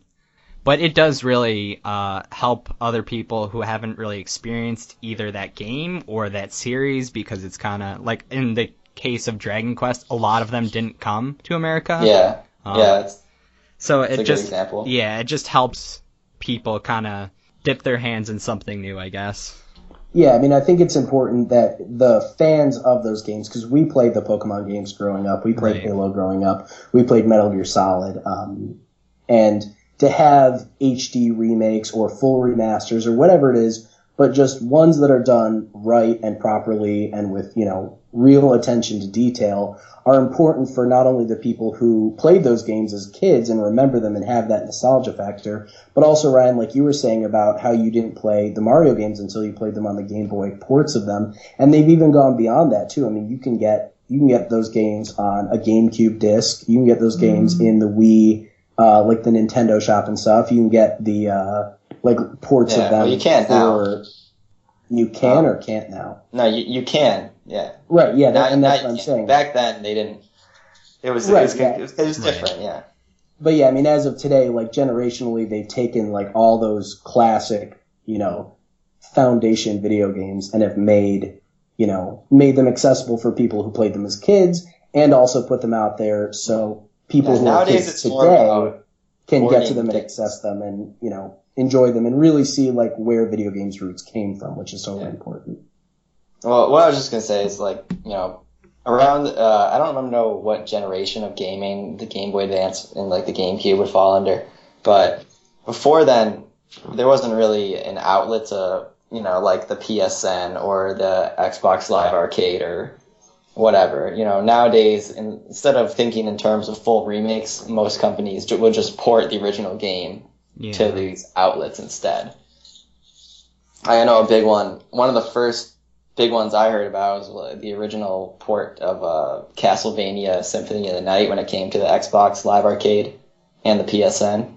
Some people were expecting a big remake, but instead they just ported the regular game, which is still awesome. So I think it's cool. It's cool to have both. 'Cause I'm much more that way. Like nowadays, like I really, if I'm trying to get into a series or something or play a game for the first time, I usually don't jump into a remake. I usually want to try to, absorb the game from a standpoint of its original content.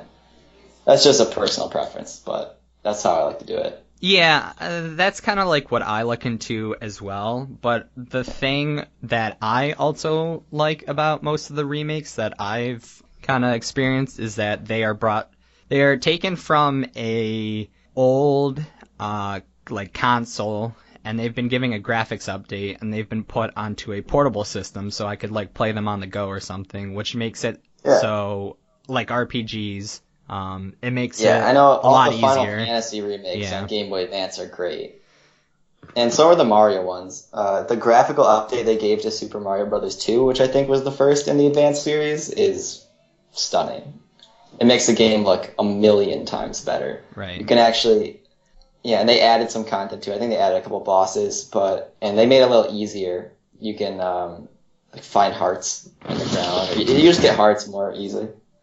But yeah, those are great. And they also did the same thing with Super Mario Bros. 3, which is it's probably my favorite Mario game. And the graphic update they gave to that just makes the game that much better. Right. And yeah, like you said, the fact you can take it with you is also exactly, awesome. Yeah.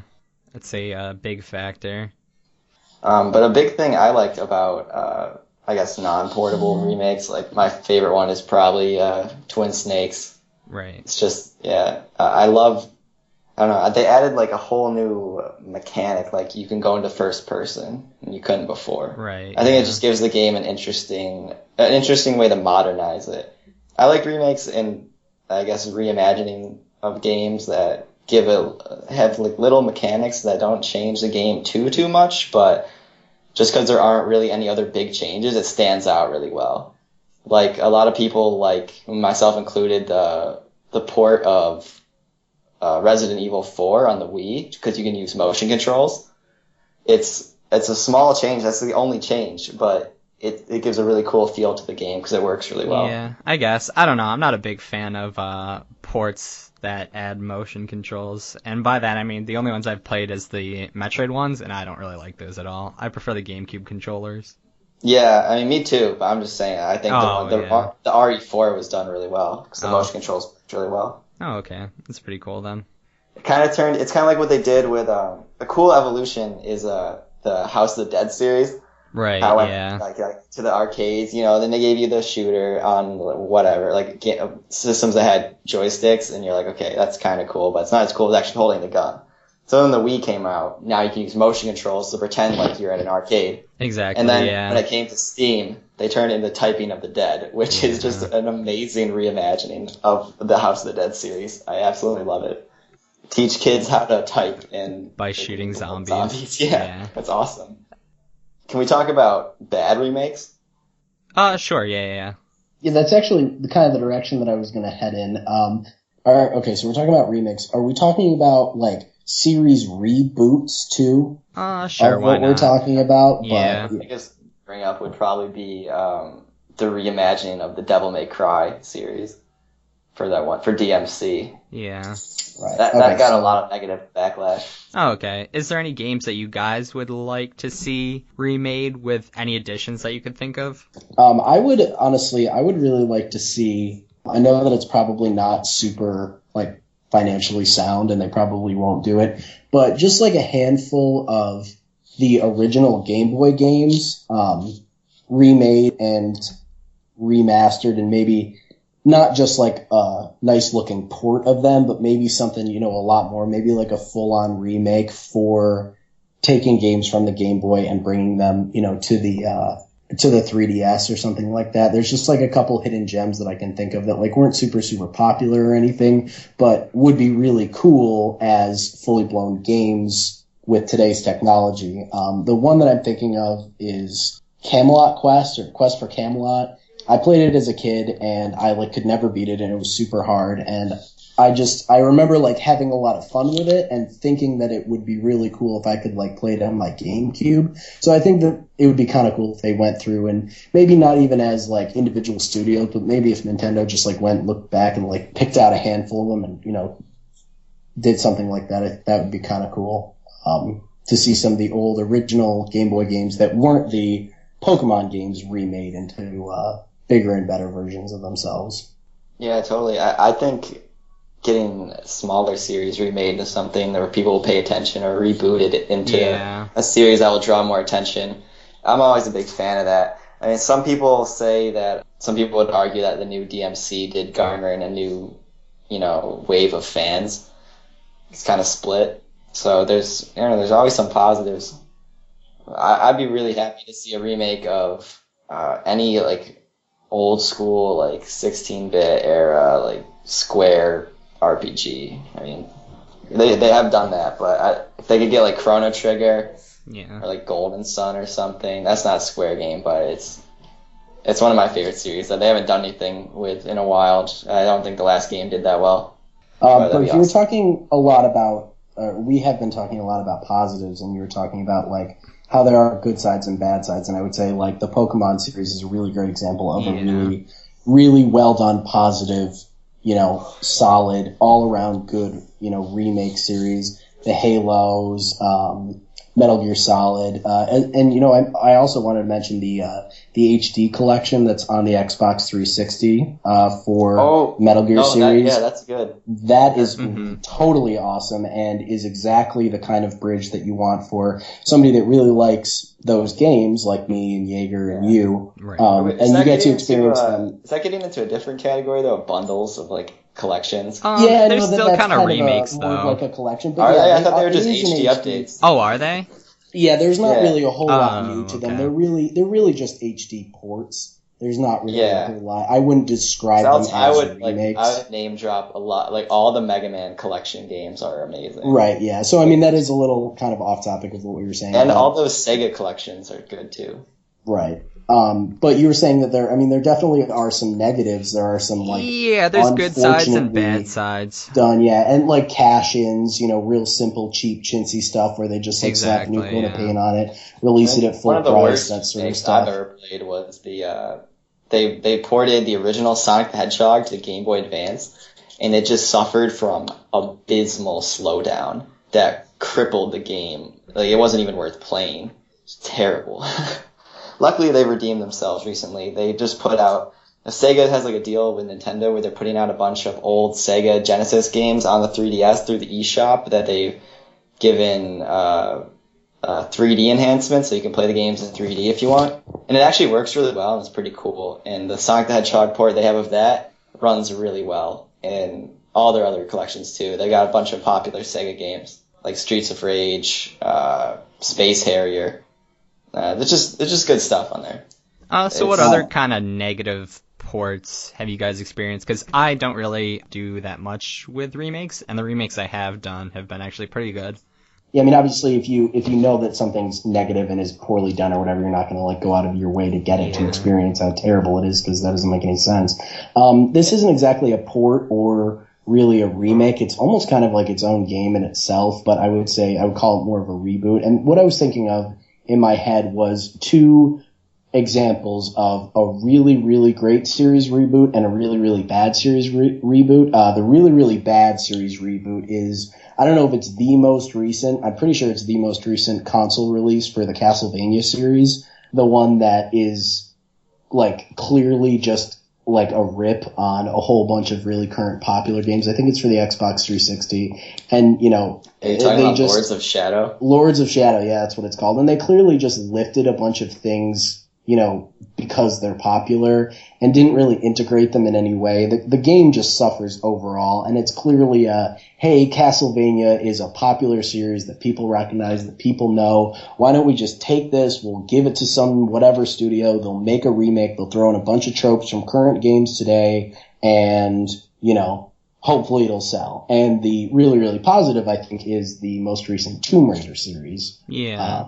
When someone mentions reboot, that's like the first thing I think of is Tomb Raider. Yeah, I don't know why. the Tomb Raider that was pretty successful. reboot that came out. Yeah, it was really successful, and it is a really good game. It is well done, fun. and I think it's whatever flaws that it has, the problems that it has. I mean, I can't say this for certain because the new one isn't out yet, but the game really felt like it feels like a very, very strong, solid base to build a new Tomb Raider franchise off of. That's a bunch of really good quality games. And hopefully it won't turn into, you know, the Assassin's Creed series where they make 2 every year and they're on, like, you know, their 12th installment or whatever. But it definitely does feel like there's a lot of gameplay mechanics that are familiar yet new. I think those are 2 shining examples of how to really do a great job at rebooting a series and how to really do a terrible job. And I think the motivation is the important part, because the Tomb Raider series is clearly made by people who love Tomb Raider and wanted to bring Tomb Raider back to gamers.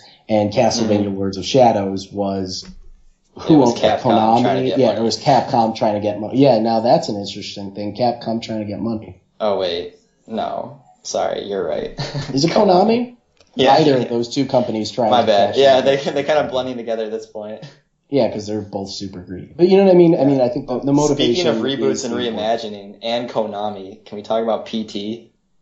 The disaster Canceled? that was PT? Yeah, that it got canceled. Yeah, I was gonna say. Unbelievable. That game was so hyped up, and everybody was so excited. Cool. The dude from Walking Dead, Norman Reedus, Guillermo del Toro was attached to work on it. Freaking Hideo Kojima was involved with that. And awesome. then all of a sudden, and they came out with that great demo, and then bang, it was gone. It was off the shelves. Konami was canceling it, and the internet lit itself on fire. Oh, yeah. I can't believe that we were talking about remakes and reboots and stuff, and the first thing I brought up was the Super Mario remakes when, like if you go even further back than that, I totally forgot about the Super Mario All-Stars pack for the SNES. Mm-hmm, yeah. That might be, like, gaming's first popular, like, HD collection, if you were to name it nowadays. HD collection on the SNES. Dude, it took all 3 of those games and made them look like SNES Mario games. That was huge back then. I'd say my 3 favorite reboots then would probably be Kid Icarus Uprising, XCOM, if you guys would also, XCOM Enemy Unknown, I'd consider and that too. also Deus Ex Human Revolution. Yeah, and you say Deus Ex Human Revolution, and that's actually, I was thinking of that, and I was also thinking of Fallout 3 is kind of honestly a reboot of the series, because although it comes, you know, it's Fallout 1, Fallout 2, and Fallout 3, and obviously it's like a sequential trilogy of games. You look at the differences between 1 and 2 and 3, not just the gameplay differences, the graphical differences, but also the time difference between the 2. I mean, I think Fallout 2 was released in like somewhere in the mid-90s, and Fallout 3 came out in 2008. So I would say that would constitute as a pretty solid series reboot, while maintaining it being, you know, part of the universe and not just calling it, you know, Fallout. Like the new Tomb Raider. There's Tomb Raider 1, 2, 3, 4, and I think that's a pretty standard. I think any series that comes out and releases a new title in, you know, maybe a more storied franchise that just names itself like what the first one was called, or just the original name, that's usually a good sign that it's like a reboot. It's a new game. That's what I was thinking. You know, so just calling it Tomb Raider, or just calling it, you know, Fallout, or just calling it, you know, Sonic the Hedgehog.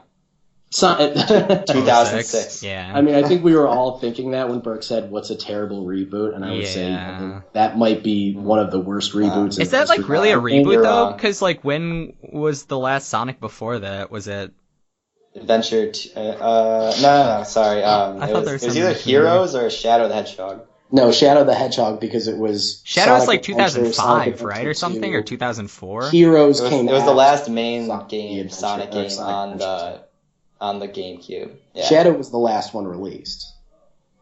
On the GameCube, yeah. Yeah. Yes, and then the Actually, it next came to game, multiple. I think it came to PS2 as well. Yeah, it did. It did. the next console Sonic game was Sonic 06, as it's infamously called. Yeah. Yeah. And yeah, I wouldn't call that really. Speaking of those, I know I said the Sega collections were good, but the Sonic Anniversary collections for GameCube and PS2 are also fantastic. I think they're called like Sonic Gems Collection or something. It had all those games and Sonic the Fighters. It was like the first console release of that. Yeah, so good. That game. So good. When it comes to remakes and reboots, Not to be confused with spin-offs. yeah, I know. Is there, there? I guess along the same lines, is there any reboots you guys would like to see? Of like really old Of a games? series? Yeah. Really old series? Yeah. I would love to That's a good see question. a complete Sonic the Hedgehog, specifically Sonic Adventures and Sonic Adventures 2, which I know is a pretty divided subject. Some people like them and some people don't like them and whatever. But I would like to see like a full, complete reboot of that. And I know that they've And tried. Sonic Adventures 3. Tried that and it didn't work out. And they've tried that, yeah, Yeah, exactly. isn't And that that's where what I'm Sonic saying. 06 comes into play? So I take back what I Some said. I people don't want to consider see Adventure a 3. reboot of that series. I want to see a good reboot of that series. Because they've tried and they failed, and then they tried again, and then they failed, and then they made Sonic Boom, which we probably shouldn't even talk about, but I would like to see a really, really great remake, almost kind of like Fallout 1 and 2, and then Fallout 3, almost like a Sonic Adventures 1, Sonic Adventures 2, and then like, now like 10 years or however long it is down the road. Yeah, I want a Sonic Adventure 3 of the same quality of Fallout 3. You want That's Vats what I Yeah. You want Sonic wandering around you want around Megaman Washington, played on D.C. Liam I don't want. But I mean, I say that seriously though. I would like to see a good reboot of that series, and I don't know if it's ever going to happen. And I honestly am leaning towards it not. Man, it's pretty hit or miss. Like Sonic Colors and Sonic Generations were fantastic, and then Lost World kind of stepped off the path a little bit, and then Sonic Boom, where full nosedive. It's terrible. You never know what Sonic's going to come up next. Right. So are there any reboots you would like to see aside from Sonic, Jaeger? I'm trying to think. I mean, I definitely want to see games that had bad reboots remedied, I guess, like Sonic, because I'm a big Sonic fan. Like Duke Nukem? Yeah, see, I wasn't really a huge Duke Nukem fan, but yeah, sure, that, the Bomberman reboot, that was weird. I want to see Mega Man come back in, like, a cool way. I miss him. I was just playing through the X Collection. I was just thinking, I miss Mega Man. Like, they haven't come out with anything, like, new and exciting with Mega Man in a while. And it makes me upset. But then again, Mighty Number 9 is basically a reboot. But as far as remakes and reboots that I would like to see, I can't really think of any. Like I said, in terms of remakes, I don't really enjoy playing remakes that I already own the game. And reboots, most of the games I would have liked to see reboot seem to be happening, I guess. I guess kind of I don't know if it's really a reboot, but the new Star Fox, kind of going back to the original lines. I'd say so. So that's pretty good to see. Besides that... Yeah, I'm excited for Star Fox. I think, Burke, you said something that kind of resonated with that. The remakes or reboots that you would want to see are already kind of happening, which I think kind of speaks to the popularity of that trend in the community. Oh yeah, there's so many remakes and reboots coming out. There's so many, nowadays. and there's so many good, and there's so much bad. And I would say that one that okay, so Burke, you said the thing about all the remakes or remasters that you'd want, you've kind of already seen happening and have been like greenlit. Yeah, which I think. The other thing that kind of goes along with that is that I don't really have that much experience with like older games, really. I mean, the old games that I do have experience with are the Final Fantasies, which are still going strong, the Zeldas, which is still going strong, Pretty much most Nintendo franchises, which haven't really stopped besides like maybe Ice Climbers. So if they did something similar to like F-Zero. Yeah, F-Zero too, but I've never really been a huge fan of F-Zero. But if they did something with Ice Climbers similar to what they did with Kid Icarus, I would like love to see something like that, I guess. Not like the same exact thing. Not the same exact thing, but just like an FPS mount climbing simulation. Or like I don't know, a beat 'em up or something. I don't know. I'm just no, but I get what you mean. I mean, it's a classic, like, traditional franchise, and it's important to, like, kind of just not forget about it. And what I was going to say about reboots and remasters that are, like, have already been greenlit makes me think of Star Wars Battlefront, which I really like playing the first one, and the second one even more so. And I thought for years, like, man, that would be so cool if they came out with a third one. And like I was saying earlier about the whole, like, just naming it, like, the original name. The new Star Wars Battlefront game is literally just called Star Wars Battlefront. Were the Star Wars Battlefronts the one for the GameCube? They were for the Xbox and for the GameCube, and I think they were for the PS2 as well. I think I may have played one, like, once. They actually, they might not have even been for the GameCube. I think they might played it on PC a lot.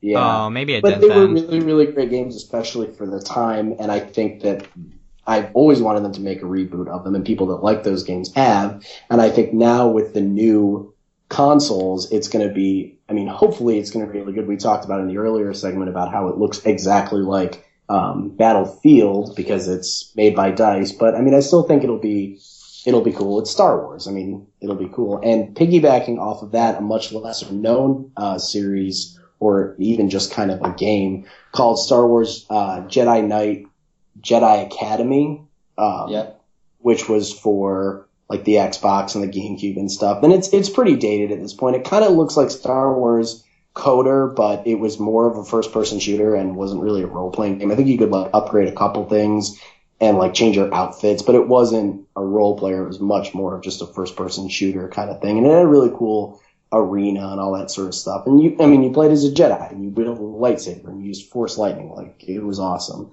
And I think that would be a really cool game for them to tackle and make now that Disney's kind of taken over and LucasArts is kind of closed, and they're obviously pushing with all the new movies and all the new media. There's going to be new games. Obviously, Star Wars Battlefront was their like kind of first game that they've announced. But I think that this is another game that I would really like to see get a reboot, even a standalone reboot, and it probably will, because it is a good game and it has really cool mechanics and is fun and would really benefit from being on. It would benefit from being on, today's systems and stuff with all the new technology, which would be really cool. Yeah. So I'd say that those are.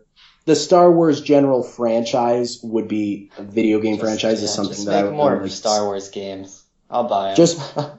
Exactly, yeah. And there's lots of good Star Wars games. That's really all you can say. Lots of bad Star Wars games. And I would like to hope and think that with Disney now owning it and making, making the choices here and hiring the right people and stuff, that the series reboots and even maybe hopefully the new games that they come out with aren't going to be. There isn't going to be a bunch of good ones and a bunch of bad ones. It'll be mostly good ones. Because honestly, like, we're all adults here. Some of those Star Wars games that we had as kids that we had a lot of fun with, like, kind of suck. And some of them are really great, but I still think that the Star Wars video game franchise. I remember all the ones that were good. I don't remember all the ones that were bad. Exactly. So I think the Star Wars video game franchise as a whole needs a full-scale, like, introspective reboot and come out with a handful of really good games. That would be cool. That's something that I think Battlefront's going to kickstart that, and, the movie too, obviously. So yeah, and I think that's why it's going to be great. Battlefront, because I'm excited. Probably hands down their most popular Star Wars video game series. Sure. Second, no, not even second to. I would say it's more popular than the Rogue Squadron games, which were pretty popular. Yeah. Oh, I love those games. And those were good too. Those would be cool to see, more of those reboots of that. Yeah, I'd love that, especially since Battlefront. It's not going to have any space battles. Right. Yeah. Exactly. I'd love to see more of that. So yeah, that's the one franchise that I can think of that not only should have a reboot, but is honestly pretty primed and most likely will have a full-scale franchise-wide reboot, which would be cool. Yeah. Oh yeah, so I definitely, now that we touched upon it, I definitely want to see a new F-Zero game. I would love that. Mm-hmm. And I know we also touched upon it earlier. When was the last F-Zero cast? game? Was it GX? GX, yeah. God, that game. Yeah, but we touched upon it earlier, but some really cool fan reboots are out there too, like Mother 4 that's coming out later this year. So, are there any other things you guys want to mention about remakes or reboots? That's I think they're cool. Keep them coming. Yeah, Make I sure they're definitely good, think there's a lot more This is a positives threat. to trend than there are negatives. Although there definitely are negatives. Oh yeah, a cool reboot was the return of the Con Country series. I thought that was That's cool. true. I They did completely that. forgot They about handled that. that That really was well. that was fantastic. And Metroid Prime, same studio. Yeah. But we already knew about that. Yeah, I just hope that the video games in general just don't fall into kind of, I guess, the movie sort of thing where like stuff gets remade. You see like a remake, like it already has. yeah. I hope it just doesn't saying get the as same bad. thing, like, to the point where like a large majority of blockbuster movies are reboots or remakes or reimaginings of franchises, and a smaller than the majority of the market is actual like original new ideas. And I hope we don't see any game like have such a terrible reboot like some of the worst movie reboots. I don't want to see like Vince Vaughn's Psycho level of bad reboots. Good. Yeah, or Mike Nicolas Bay Cage does, levels of The Wicker Man.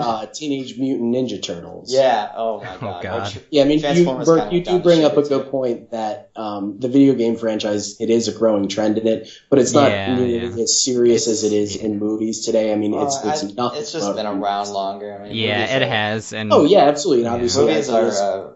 cycle. There's more classic movies than there are classic video games, which immediately leads to there being, people saying, "Hey, we can make money off this." And I think, and I earlier, feel like video games will get to that point one day. I just really hope they don't. Just trying to stay I think the most important, the difference between whether you're going to reboot or remake or remaster or whatever a series is your motivation for doing it. Is it to bring an old series into the light again and make a younger generation love it and make the older generation that played it remember it again and get to play it all anew? Is that your motivation, or is your motivation how much money we can make? And if your motivation is how much money we can make, in those kind of situations, though, it's always going to be money. You just have to hope that the team with a clear mindset and a want to do it is behind it. Right. And I mean, I think there's some crossover between like, hey, if we make a really, really good game, it'll sell a lot and we'll get a lot of, we'll make a lot of money off of it, which isn't should be the simplest business model, but, obviously it doesn't happen. Unfortunately, and a lot of times it's a much more gray area. It's like, well, we can make a game with quality X that will make, dollar amount X, and that's an acceptable level, so that's fine. But I will say that making a subpar remake or remaster or reboot or whatever you want to call it, making a subpar, crappy one of those all the way down to downright terrible, no matter how much marketing you do, no matter what the franchise is, if you don't do a good job with it, it's going to bomb. Yeah. The critics are going to biggest problem with they're it going to is find out that it's terrible and not buy it and not pay for it. Yeah. So you're better off just making. I think that like the biggest problem that I personally have with those is it is just at the end of the day it just limits creativity because you have to follow the outlines of what the brand is already established. Right. You've got executive producers. For example, like the new Sonic Boom game. Apparently the team behind it, Big Red Button, had a bunch of different ideas, like drastically different from Sonic's. Stuff that Sonic's already done, including like redesigns that Sonic team just straight up rejected because they don't want to differentiate it too much from the established series, which is a shame because I think that branching out and trying new things is giving us some of the greatest games and movies and whatever medium. I'm a big supporter of trying new things and not limiting yourself. Unfortunately, when stuff like that happens, you get backlash like what happened with Federation Force. Which isn't even out yet. I know. So much that's just how negative press. Society is. I mean, that's how the gaming community is. They want new things, and they complain about like the stale, but like the stale is what makes the money.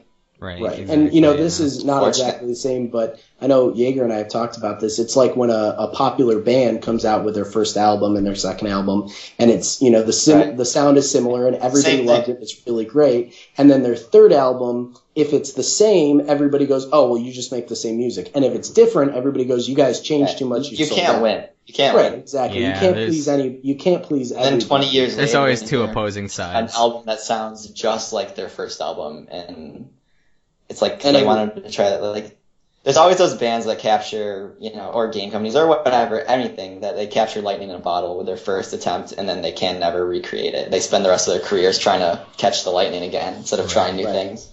All right, so I think we have given some input as both